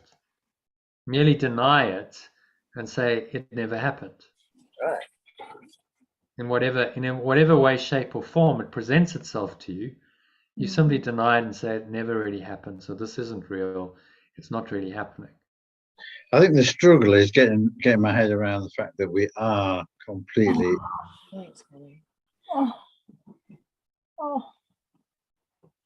Completely. an illusion. No. There's no substance to this reality at all. You think you hear. We think we hear in a body. We think we perceive an external world. Yeah.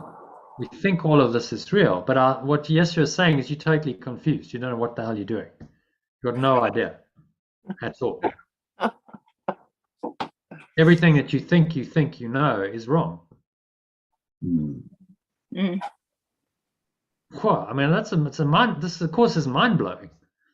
It literally will blow the ego mind out of your awareness. That false mind that believes in separation, that's what's got to be blown away. So we blew our minds once. When we had the idea of separation, we literally blew our minds. We denied separation. We denied oneness. We went into separation. We projected this all out, and it was a massive explosion. Okay, pretty much a mind blower, right? Mind's blown, projected out into insanity, and now we've got to blow it the other way, blow it back. Yeah. Whoa. So we've got to blow away the idea of separation, which now seems to be the truth, and restore our mind going the other way back to oneness.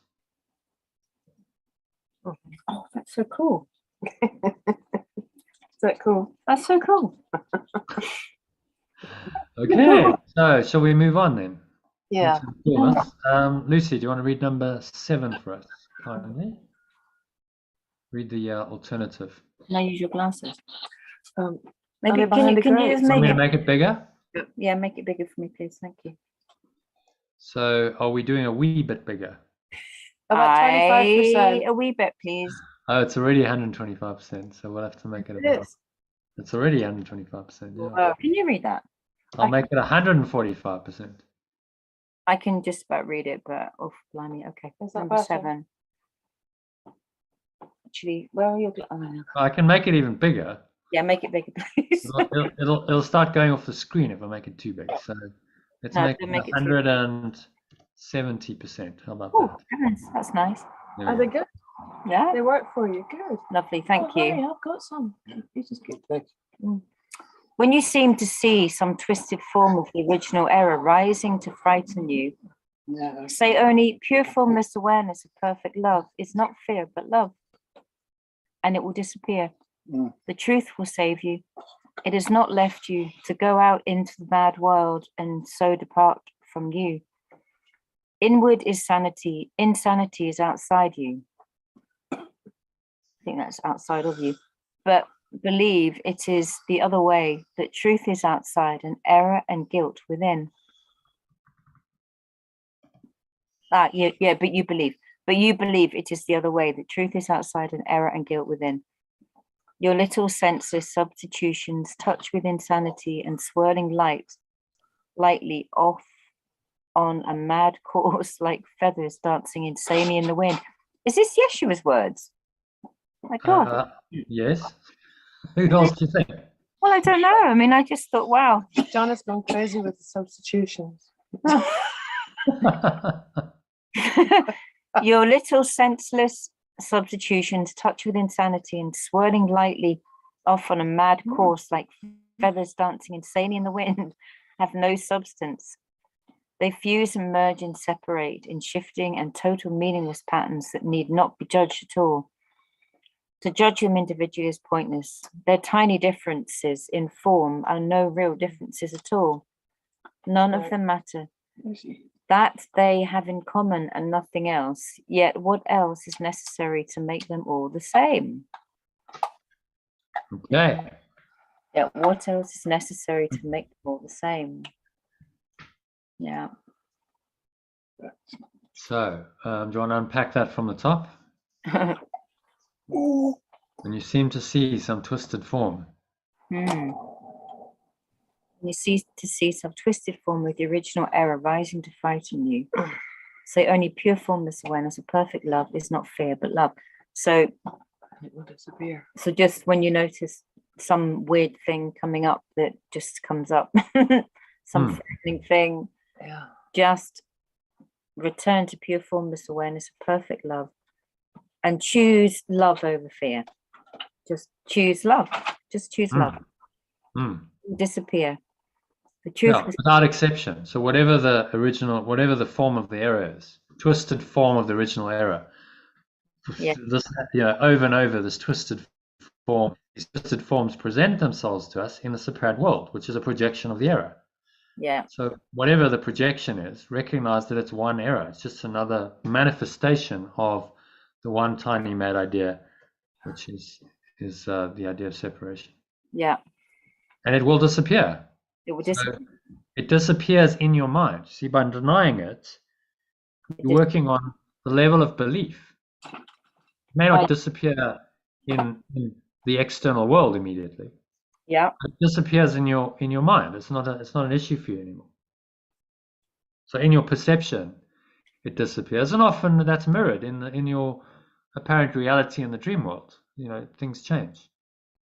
That's right. So you really collapse something, then often the form of it changes, and that situation resolves. But you've let go of the belief that's driving it.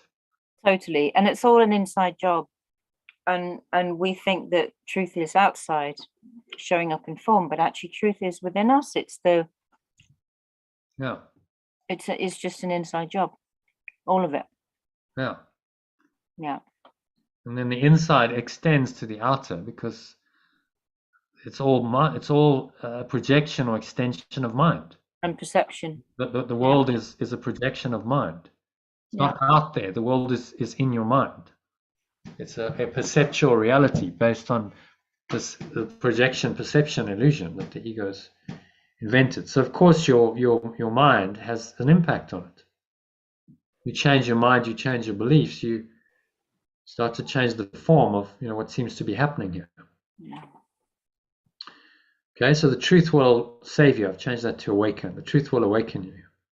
Yeah. It has not left you to go out into the mad world and so depart from you. Inward is sanity. Insanity is outside of you. Sanity is inward. Sanity is inward. Yeah. So we've been called to go inward into our mind. See, what the ego has tried to do is tell us we're not a mind, we're a body. Yeah. Because it denies that we're a mind, then it denies the one place that we can find salvation or awakening, which is in our mind. So what a cunning strategy to say, well, let's get you to focus on your body and think that you're a body and that you're not a mind. And then how can your mind change if you don't even believe you have a mind?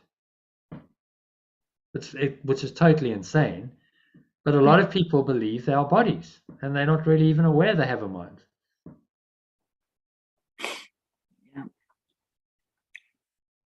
So sanity is inward, insanity is outside of you.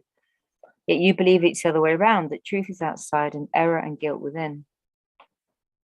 Your little senseless substitutions, touch with insanity and swirling lightly off on a mad course like feathers dancing insanely in the wind, have no substance. It's a great sentence. They fuse, merge, and separate in shifting and totally meaningless pattern that need not be judged at all. Yeah. To judge them individually is pointless. Their tiny differences in form are no real differences at all. None of them matter. That they have in common and nothing else. Yet what else is necessary to make them all the same? Yeah, so whatever the problem, small or large, it's all the same. It has no substance, it's just feathers in the wind. Is it true to say then that the mind is not part of the illusion? Well, are you talking about capital mind or small mind? Capital mind. Yeah, Because capital mind is the mind of God, is pure formless awareness. because if somebody asks where is the mind, it isn't related to my physical body because it's not part and it's not part of the illusion. Oh, so the tiny mad idea, think of it as a belief or an idea. Belief in this idea seemed to split the mind. We now have another awareness going on. So we call it another mind, but it's just part of awareness. We now have this limited awareness going on based on a false idea, and that limited awareness or mind invents a reality to go with it.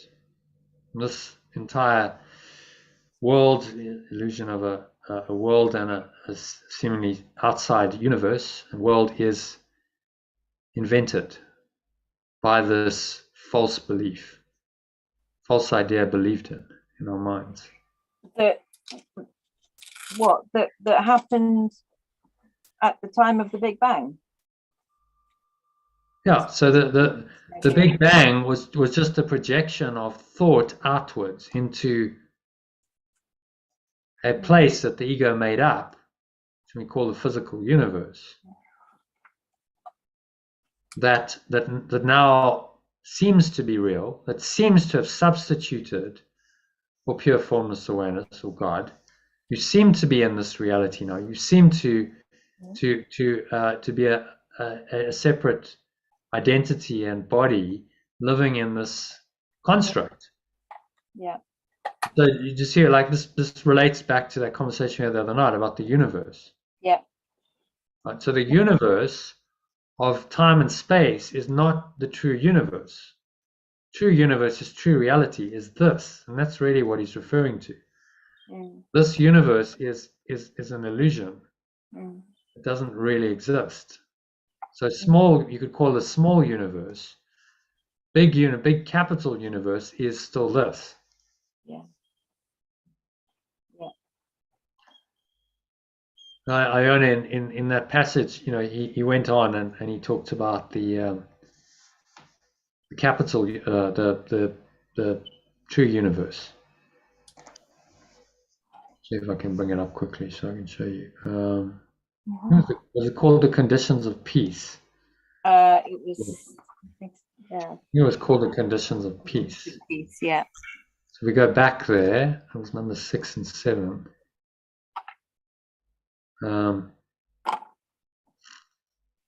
5, 6. Is that right? Conditions of peace. No, it was the previous one.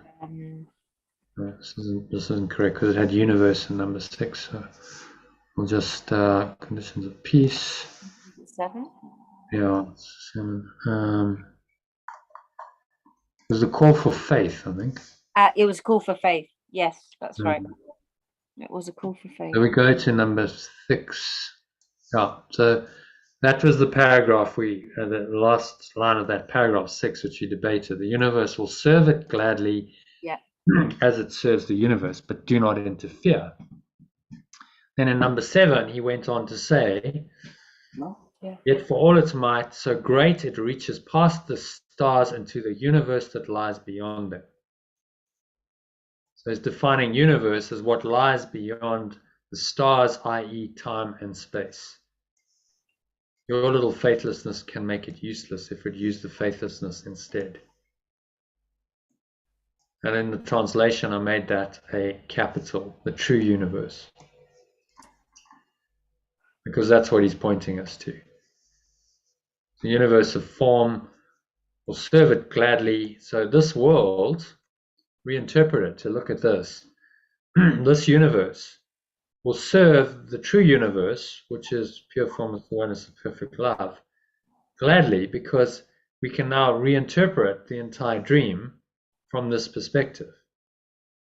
And so the universe of form, while we temporarily here, is serving the purpose of the true universe gladly. And that's how I translated it in the end. That's good. Yeah. You see why it's so important to distinguish between the universes, because the one is true and the one is not. Yeah. Yeah. And there is no ambiguity in what he's teaching. He's saying this is reality, this is true, and this is complete illusion. Don't give it any reality at all, because it's all a projection of an error. Yeah. Which you don't want. Oh. Okay. So all of these errors are totally meaningless. They just have no reality at all. Their tiny differences in form are no real differences at all, because none of the differences matter. In an illusion is an illusion is an illusion. There's no hierarchy of illusions. Yeah. So there's no order of difficulty in miracles. No. That they have in common and nothing else. And what else is necessary to make them all the same? Yeah. So we start seeing through the dream and saying it's all an illusion. Doesn't matter what the form is, what the shape of it, what the size of it, how it's configured, all of these meaningless patterns that I've invented. I don't need to judge them at all individually. To judge them individually is pointless. The only judgment is the Holy Spirit's judgment, which is that they are all unreal. Therefore, they should not occupy my mind at all. I can simply let go of them. And so then I see them as all the same, because I'm recognizing they're all false, and what underlies them is the simple truth, which lies in my inward, in my true mind. Okay. Happy with that paragraph? Yeah. Next one. Do you want to give a little summary? Oh, I think we did, didn't we? I did. I went to summary for you. I thought it was pretty good. Flattery, darling, will get you nowhere. You have to do it yourself. Oh, what then?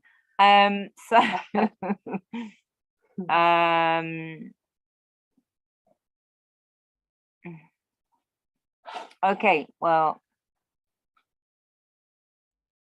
the world of form will just give you heaps of problems, and there'll be big ones or small ones, and they're all the same, regardless of size. It doesn't really matter. No. It's an inside job. You're working with what is within, and allowing pure formless awareness of perfect love to penetrate and to be working from the inside out. You're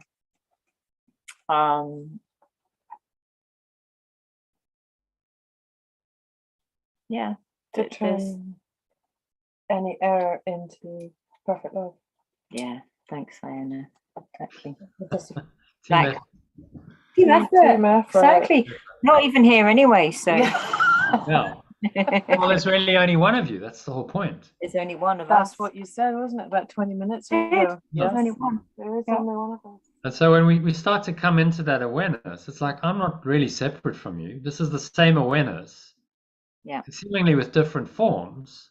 Yeah. No, we have a different form, looks different. Actually, it's the same awareness. When we come into the holy relationship, we realize it's one. Exactly. Form really doesn't separate us at all. We have the same awareness. And then there's this beautiful merging and flow between these. And when we experience that, we go, oh, wow, that's love. That feels amazing. That's so, Yeah. that's so good. Because it's reminding us of the truth of oneness. Yeah. So I mean, you can just see. I can see you've won. It's the same. Definitely one. You're totally one. It's beautiful right now. You're one. It's the same. It's the same shining, smiling awareness shining through both of you. Yeah. Yeah. Mm. And it's one mind in these sessions. It's one mind in its seemingly different aspects coming back into an awareness that it's one mind. Yeah. That's what's happening right now, real time. Yeah. It's profound. Yeah, It's profound. This is the mighty companions, isn't it? Or the mighty nothing, the mighty The mighty seeming companions the mighty are really disappearance just of the universe. are really just the same awareness as you are.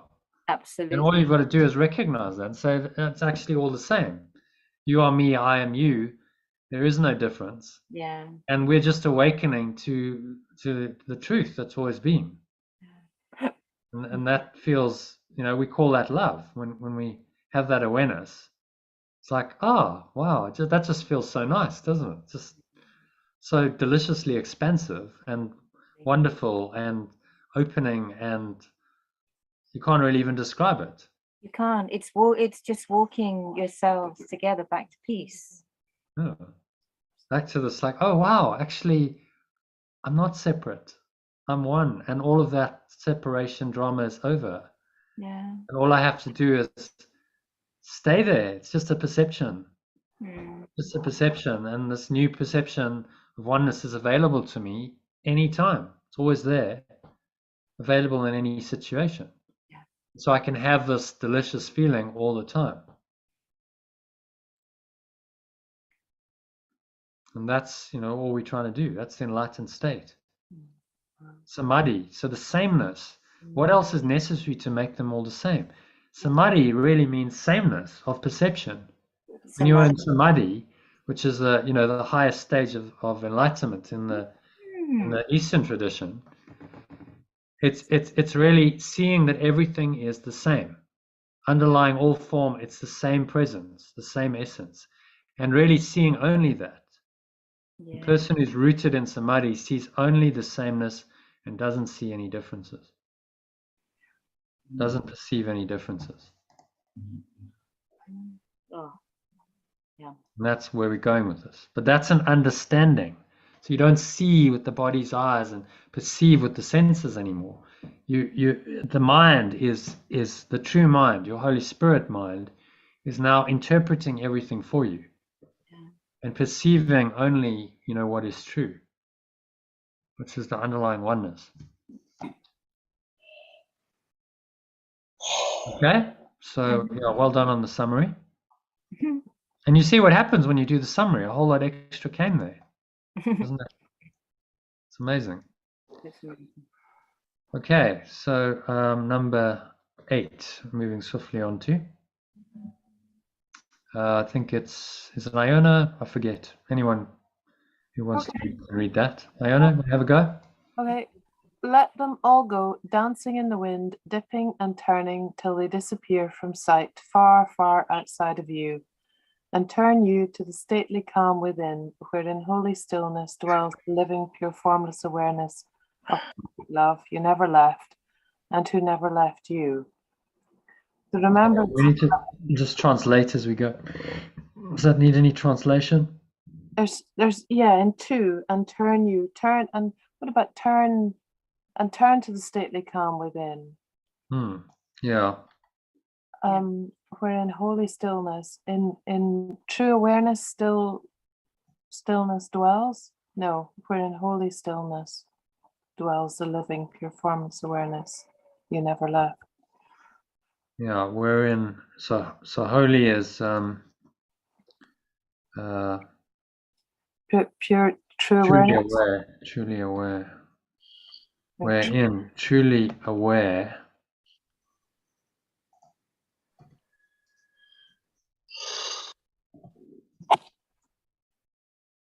Purely aware. Truly aware, purely aware doesn't really work, does it? Purely aware. Purely aware? Well, I like purely aware, but there you go. You like it? Wherein purely aware, but wherein purely aware? Stillness. Wherein purely aware stillness dwells. So purely aware stillness dwells, loving pure formless awareness of perfect love you never left. So in this purely aware stillness dwells the loving pure formless awareness of perfect love you never left. The loving God, I think, is the original. Loving God you never left. Loving pure formless awareness. Maybe we just take out living. The loving is the well, maybe what he was trying to mean there is the existent, dwells the still present. That's what he means by living. The still present, pure formless awareness of perfect love you never left. And who never left you. Yeah, it should really be which never left you. The remembrance of perfect love takes you gently by the hand and retraces with you your mad journey outside yourself, leading you gently back to the truth and safety within. It brings all your insane projections and the wild substitutions that you have placed outside you to the truth. Thus, he reverses outside of you. outside of you. Is that better than outside you? Definitely. Yes. Yeah. Outside of you to the truth. Okay? Thus, he reverses the course of insanity and restores you to reason. Oh, here's Oh, that boy. So where's our boy? Oberon has come in silently. Okay, so Oberon a cat. black cat. Nice name. Comes in and licks the food of Brody. They're both Right. called Brody, but we've called the black one Oberon. Really? Okay. Thus, it reverses the course of insanity and restores you to reason.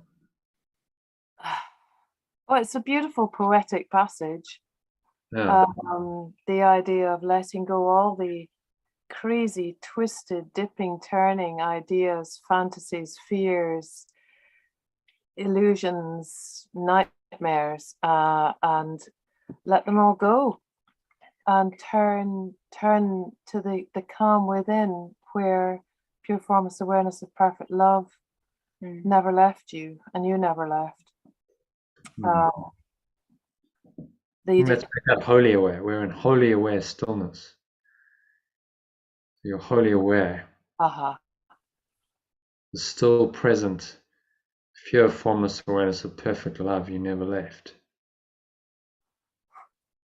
This presence is still there. It's still present. It remains within you. You never really left it, and which never left you. And so therein lies your awakening. When you simply recognize that that's still there, and you can restore your mind to that wholly. And all of the crazy substitutions are over. Yes.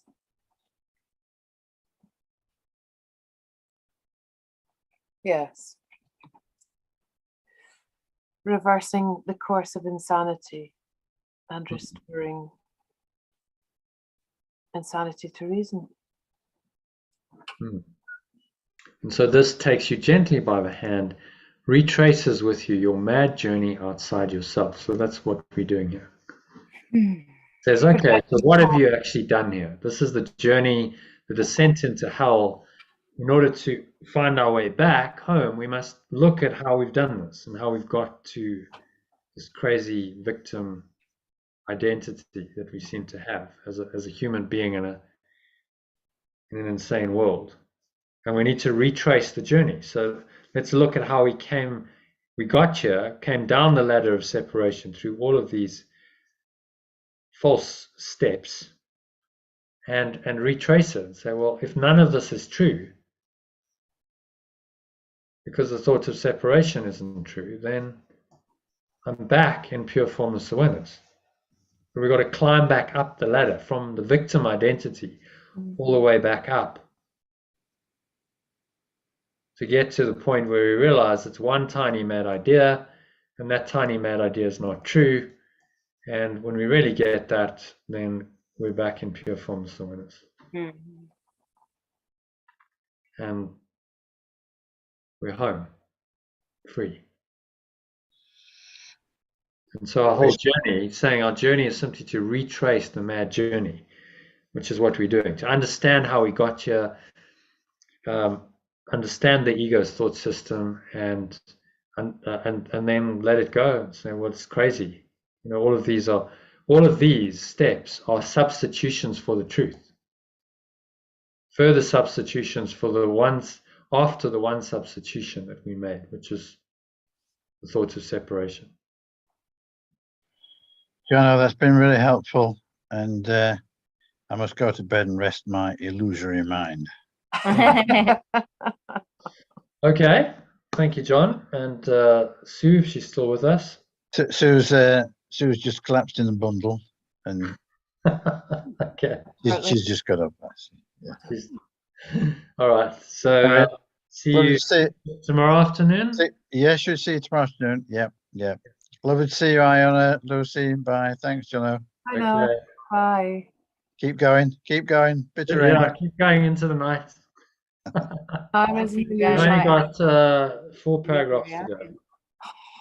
4 paragraphs. So onward and upward to the truth. Right. Up the ladder of separation. Let's really crack on with these 4. On. Yeah, because we could go on and on. Let's crack on. Yeah. Okay. Yeah. Okay. Right. In your relationship. In relationship with your companion, where it has taken charge of everything at your request, it has set the course inward to the truth you share. In the mad world outside you, nothing can be shared, but only substituted, and sharing and substituting have nothing in common in reality. Within yourself, you love your companion with a perfect love. Here is holy ground in which no substitution can enter, and where only the truth in your companion can abide. Here you are joined in pure formless awareness of perfect love, as much together as you are with it. The original error has not entered here, nor ever will. Here is the radiant truth to which the remembrance of perfect love has committed your relationship. Let it bring it here where you would have it. Give it but a little faith in your companion to help it show that no substitute you made for the state of pure formless awareness can keep you from it. Okay. Any thoughts on that?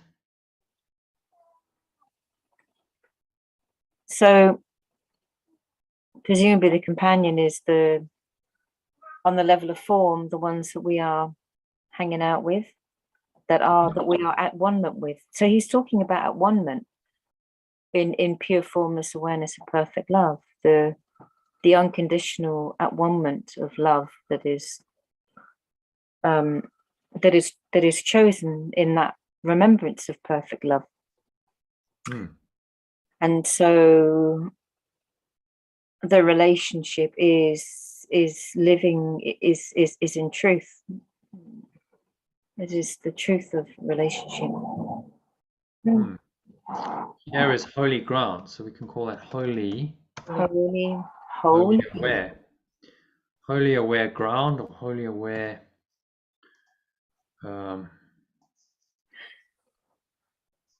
holy aware awareness. No, we'll leave it just we'll keep it as holy aware ground, I think. Yeah. Which no substitution can enter. Give it but a little faith in your companion. Hmm. So number 9, could you explain that? Yeah. Hello, Black One. Give it but a little faith in your companion, to help it show you that no substitute you made for the state of pure formless awareness can keep you from it. So talking about the it is the Holy Spirit, the remembrance of perfect love. Okay. Give it but a little faith in your companion. So give it just a little faith. Nice. Give it just a little faith in your companion. Give it just a little faith in your companion. So you need to have faith in your companion, Yeah. and then you're giving that faith to the Yeah. Spirit, Holy Spirit, Yeah. to help it show you that no substitute you made for the state of pure formless awareness can keep you from it. So it then shows you through your faith in your companion that none of these substitutes are real and they cannot keep you from this state of awareness. Mm-hmm. And you learn that through your holy relationship with your companion. Yeah. Which is what really the relationship is for. Mm-hmm. To show you that this, the state of perfect love is still there and none of your substitutes matter. Mm. And that's unconditional love. That's the holy relationship, the healed relationship. Mm. It's restored your mind to the truth.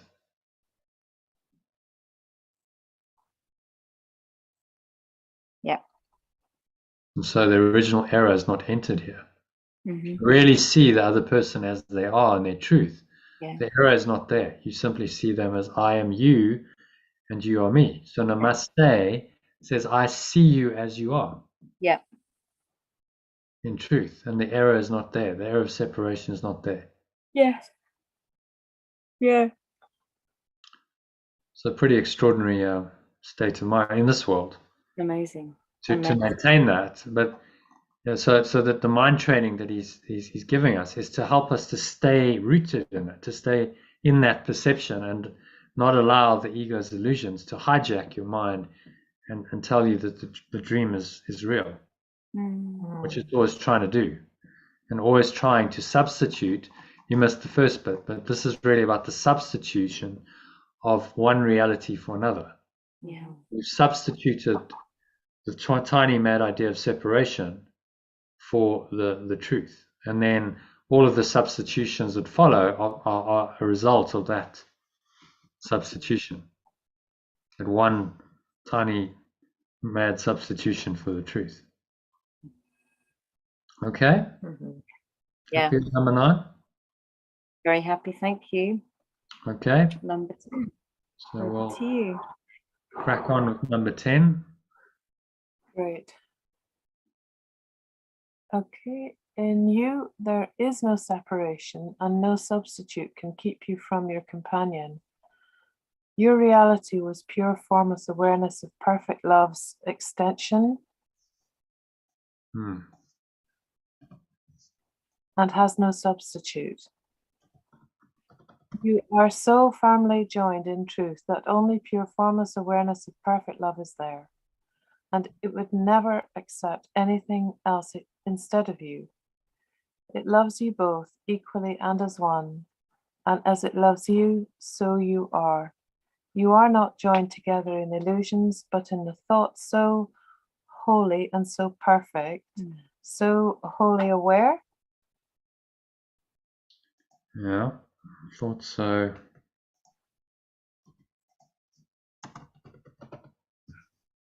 are so perfect that illusions cannot remain to darken the holy place in which you stand together.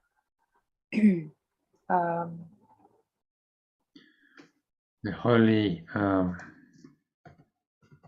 aware, instead of place, let's call it a state, because that's what he's talking about. Okay. Nothing to do with. If the illusions cannot remain, to darken, to cover, maybe. Okay.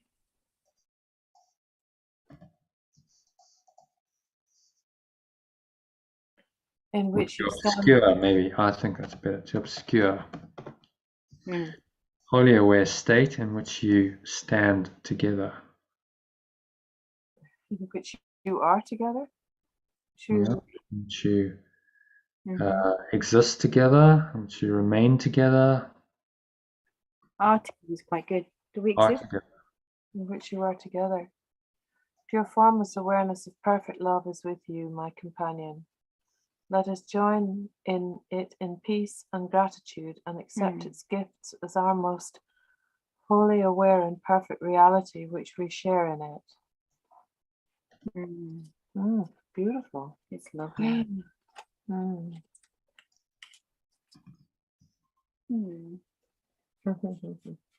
Okay, so any thoughts on that?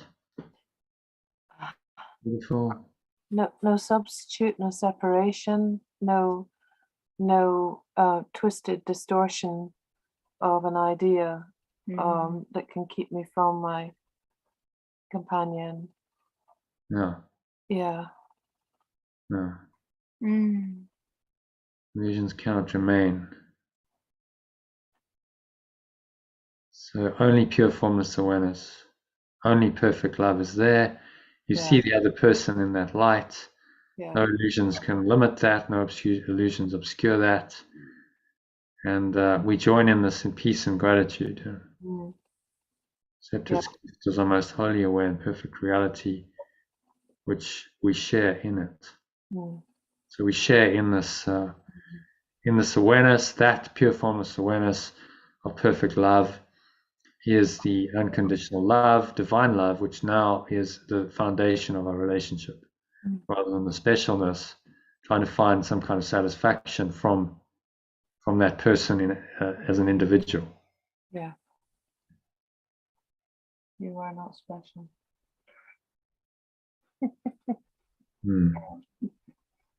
Which the ego doesn't want to hear, but the spirit will rejoice in it. Oh, thank God, I'm not special. That's so.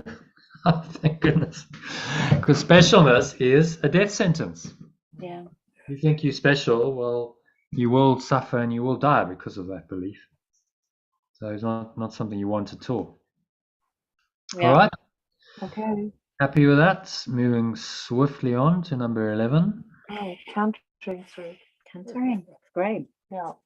The state of pure formless awareness is restored to all the extension through your relationship, for in it lies the extension, whole and beautiful, safe in your love. The state of pure formless awareness has entered quietly, for all illusions have been gently brought unto the truth in you, and love has shined upon you, blessing your relationship with truth. Pure formless awareness of perfect love and its whole creation have entered it together. How lovely and how wholly aware is your relationship, with the truth shining upon it.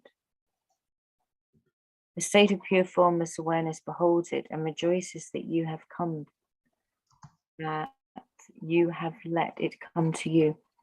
And pure formless awareness of perfect love itself is glad that your relationship is as it was created. The universe within you stands with you, stands together with your companion. And the state of pure formless awareness looks with love on what is joined in it, along with its creator. Wow, it's just lovely. So I'm going to translate universe as capital there. Oh, yeah. Universe within you stands with you, together with your companion. So you stand in the universe of truth together. Yeah. And of course, that's going to take the relationship to a whole different level Yeah. of experience. State of pure formless awareness looks with love on what is joined in it along with its creator is Source. Beautiful. Okay, so any thoughts on that paragraph?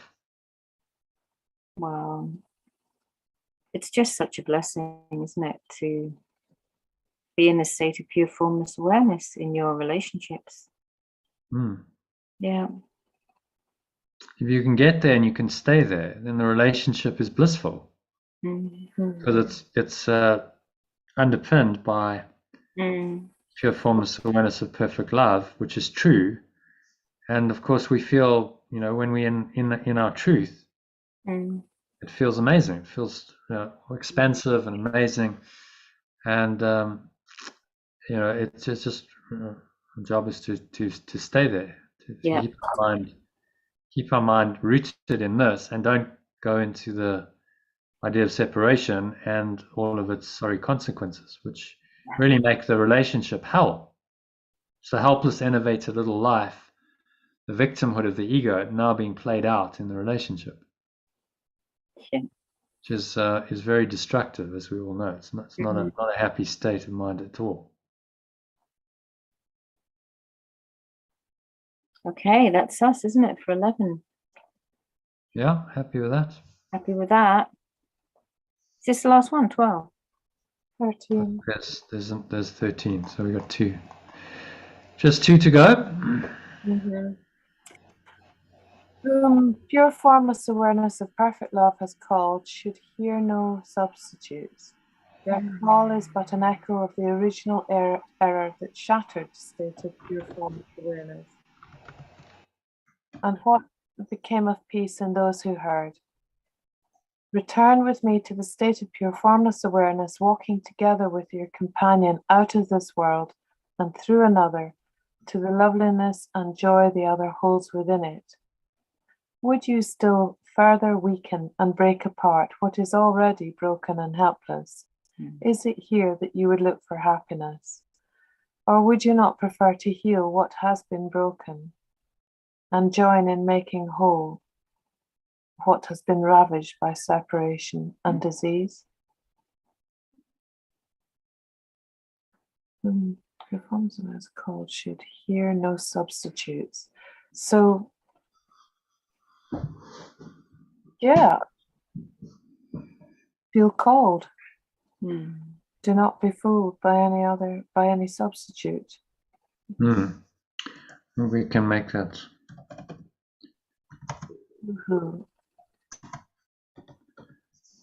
You in pure formless awareness has called. Should hear no substitutes.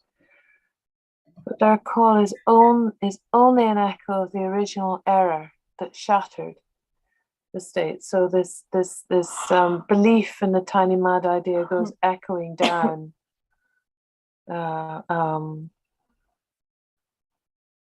what became of peace in those who heard that call, that original error? Yeah. Well, peace was shattered and the mind went into fragmentation, fear, really disaster. Yes. He's calling us to return with me to the state of pure formless awareness, walking together with your companion out of this world. And through another. Should we not make that to another? Through another. I was expecting to read and to another. No, through another. It's a bit weird. Through another world, to the loveliness and joy the other holds within it. Yes. So he is through another world, or should we make that to another world? But he is pointing to another one. Yeah, to the loveliness through another world, out of this world into another, to the loveliness. What do you think? Should we keep it as through another world? Okay, so through another. So what he really means there is the real world. So the real world is the reinterpreted world. Yeah. The world corrected by the Holy Spirit's perception. to the loveliness and joy, the other,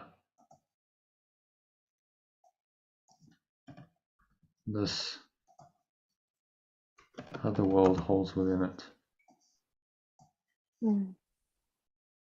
So a reinterpreted world holds within it everything, holds pure formless awareness of perfect love.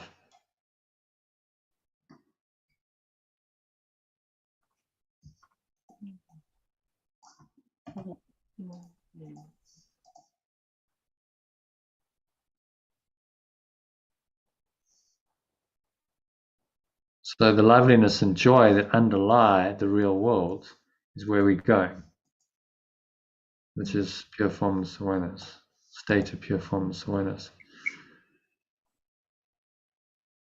Would you still further weaken and break apart what is already broken and hopeless? Is it here that you would look for happiness? Or would you not prefer, do you not prefer to heal what has been broken and join in making whole, what has been ravaged by separation and disease?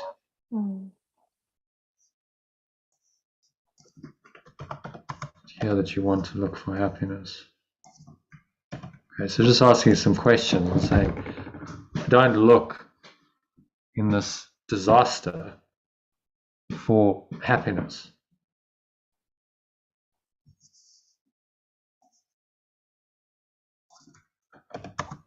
Look outside of it. Do you want to still further weaken, break apart? What is already broken? Yeah. Do you want to still further weaken and break apart what is already broken? So weaken and break apart. You want to still further weaken. It doesn't like that, but just to further weaken. And we don't even need that. To further weaken. Still means you keep doing it. Do you want to keep further weakening and breaking apart? Yeah. What is already broken and hopeless? Is it here that you want to look for happiness?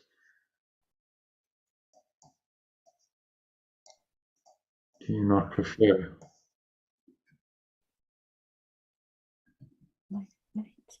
Surely you would prefer. So surely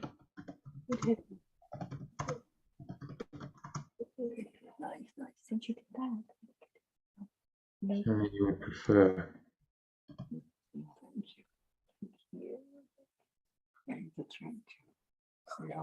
So good. Just out the ears. It's still singing. Yeah. Okay, any thoughts on that? What's he saying there? Brief summary. Oh, come on, people. Companions. Mighty companions. To the Yeah, mighty companions. I have heard pure formless awareness and accept no substitute for this voice, this awareness, this state.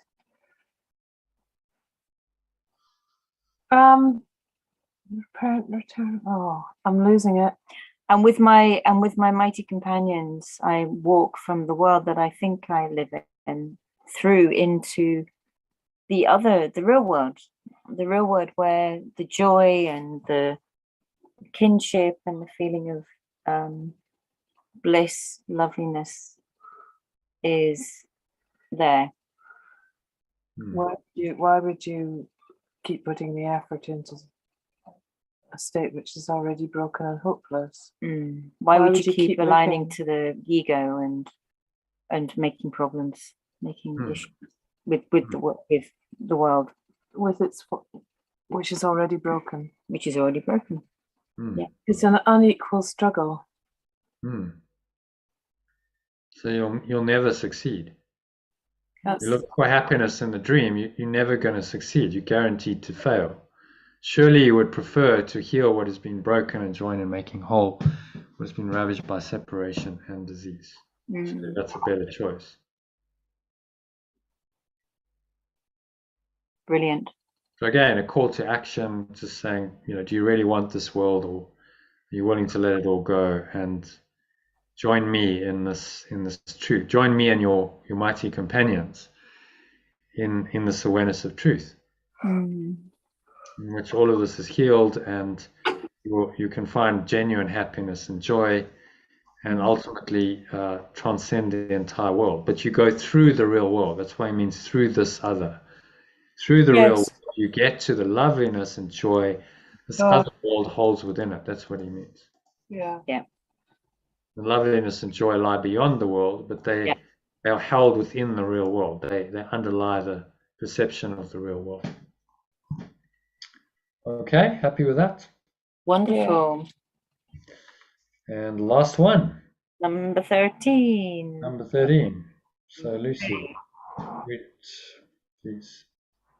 You have been called together with your companion to the most wholly aware function this world contains. It is the only one that has no limits and reaches out to every broken fragment of the extension with healing and uniting comfort. This is offered you in your wholly aware relationship. Accept it here, and you will give as you have accepted.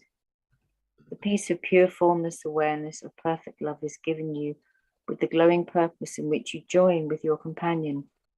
The holy light that brought you and it together must extend as you accepted it. Great. That's good news, isn't it, really?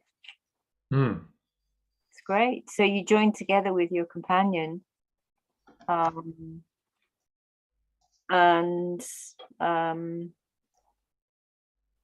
mean, you walk through the real world. You walk through the real world with your companions. Accept it here, and you will give as you have accepted. So you accept the love of pure formless awareness, and you will be a beacon. You will light the path with the love that is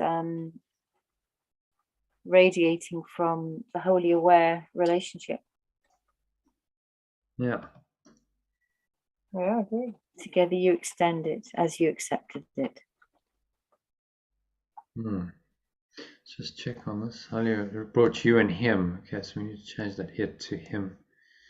Brought you and him together. Because we're talking about the person. Or maybe instead of him, brought you and your companion together. Yeah. It's better. Make it gender neutral these days. Yeah, we can. The holy awareness, the whole awareness, maybe. The whole awareness that brought you and your companion together. Well, the holy ha. The holy heart. The holy true awareness. The holy heart. The holy heart. The holy heart. Holy true awareness that brought you and your companion together must extend as you accepted it. So you extend it to others, and they will see the happiness and the joy. If you really meet people who are in a holy relationship, you couldn't help but be touched by that. Totally. There's a Rumi poem, isn't there, about, or is it, maybe it's Hafiz? I caught the happiness virus tonight.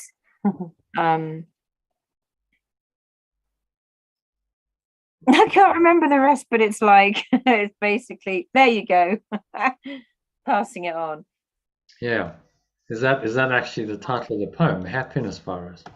Yeah, right, The Happiness Virus, Hafiz. I was out The happy virus. I I feel. was out dancing in the happy virus. Oh, okay.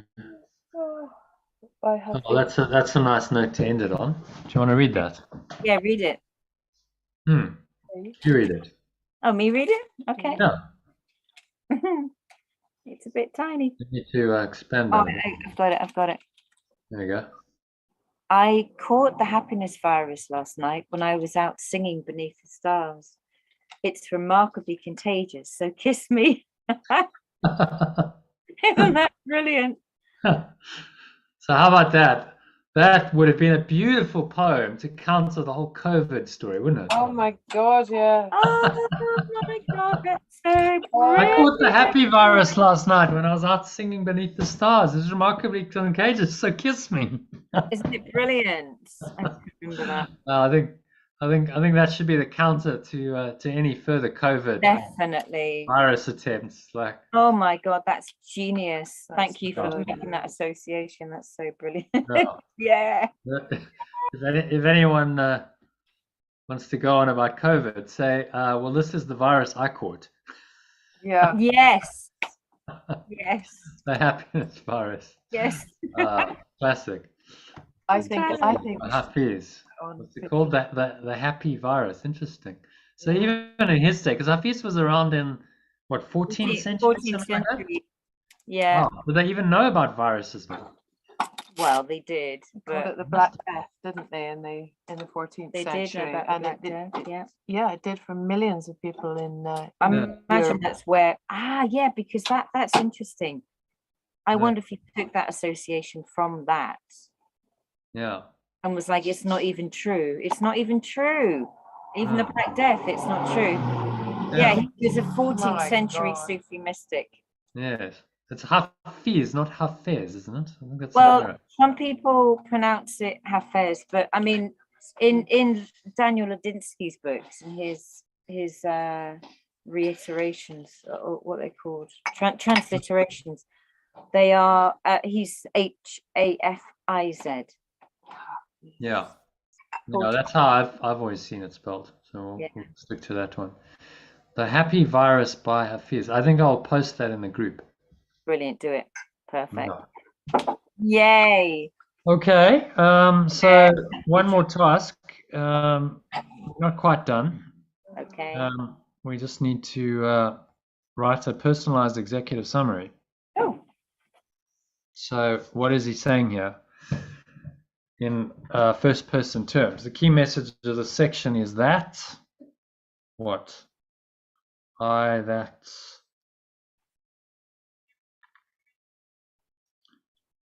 So he talks about the substitution for truth. Is that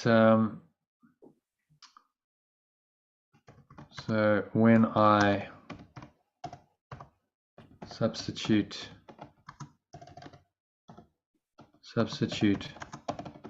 one person for another, I am making the original error of substituting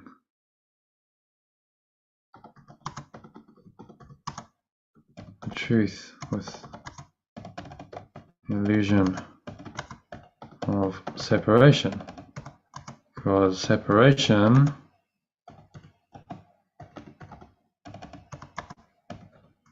is, because substitution is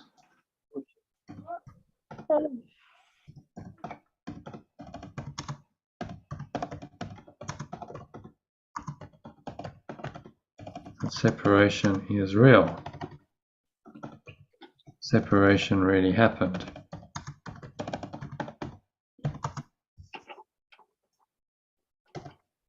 Okay, happy with that? Happy. Oh, both of you going to get a cup of tea or something. Oh, I need your help with this.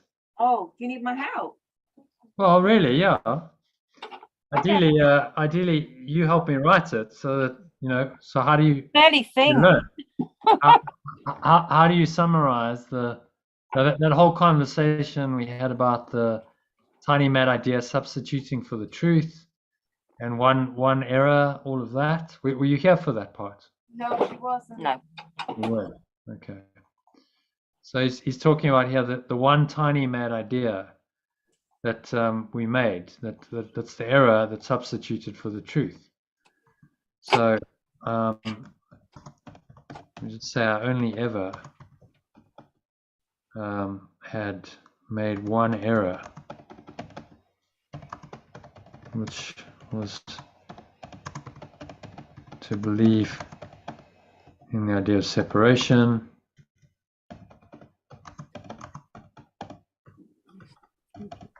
I'm nibbling. And this error projected outwards is what has caused all further substitutions.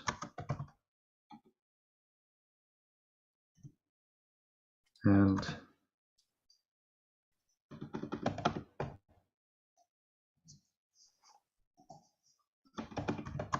forms of error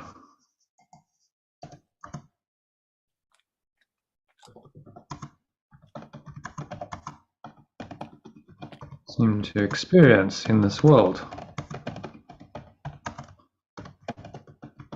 However,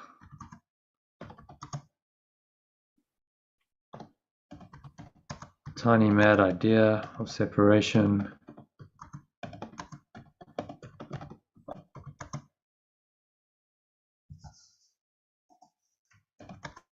I can recognize,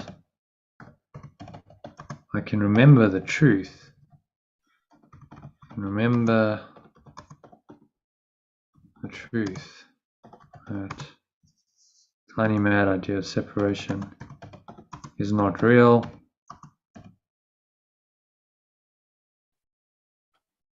In my perception of all these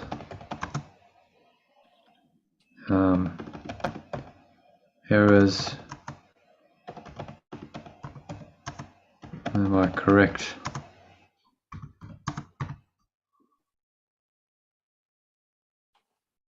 And thereby let go of my belief in it.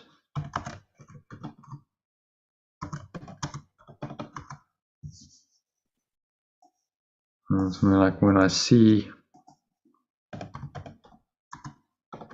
only the truth of our oneness in my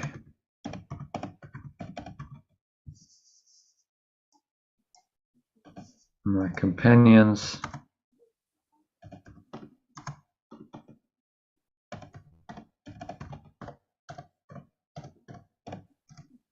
the relationship will be healed and we will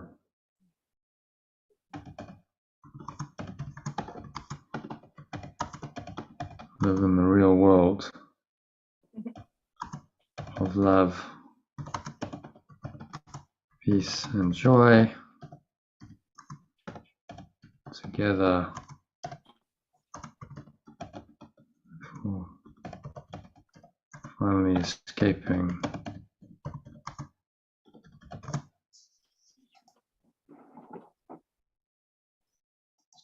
this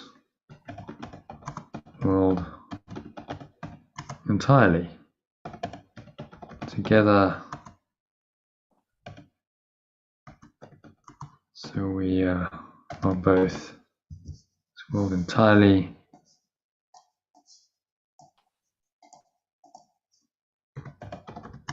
both in the state of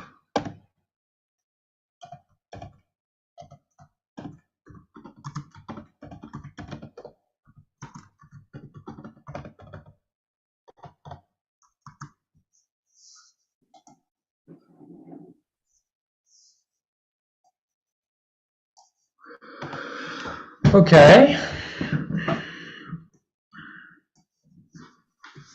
So do you want to have a little read of this?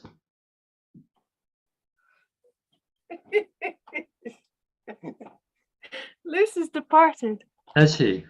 The Okay. key message of this section is that when I substitute one person for another, I am making the original error of substituting the truth with the illusion of separation, because substitution implies that separation really happened.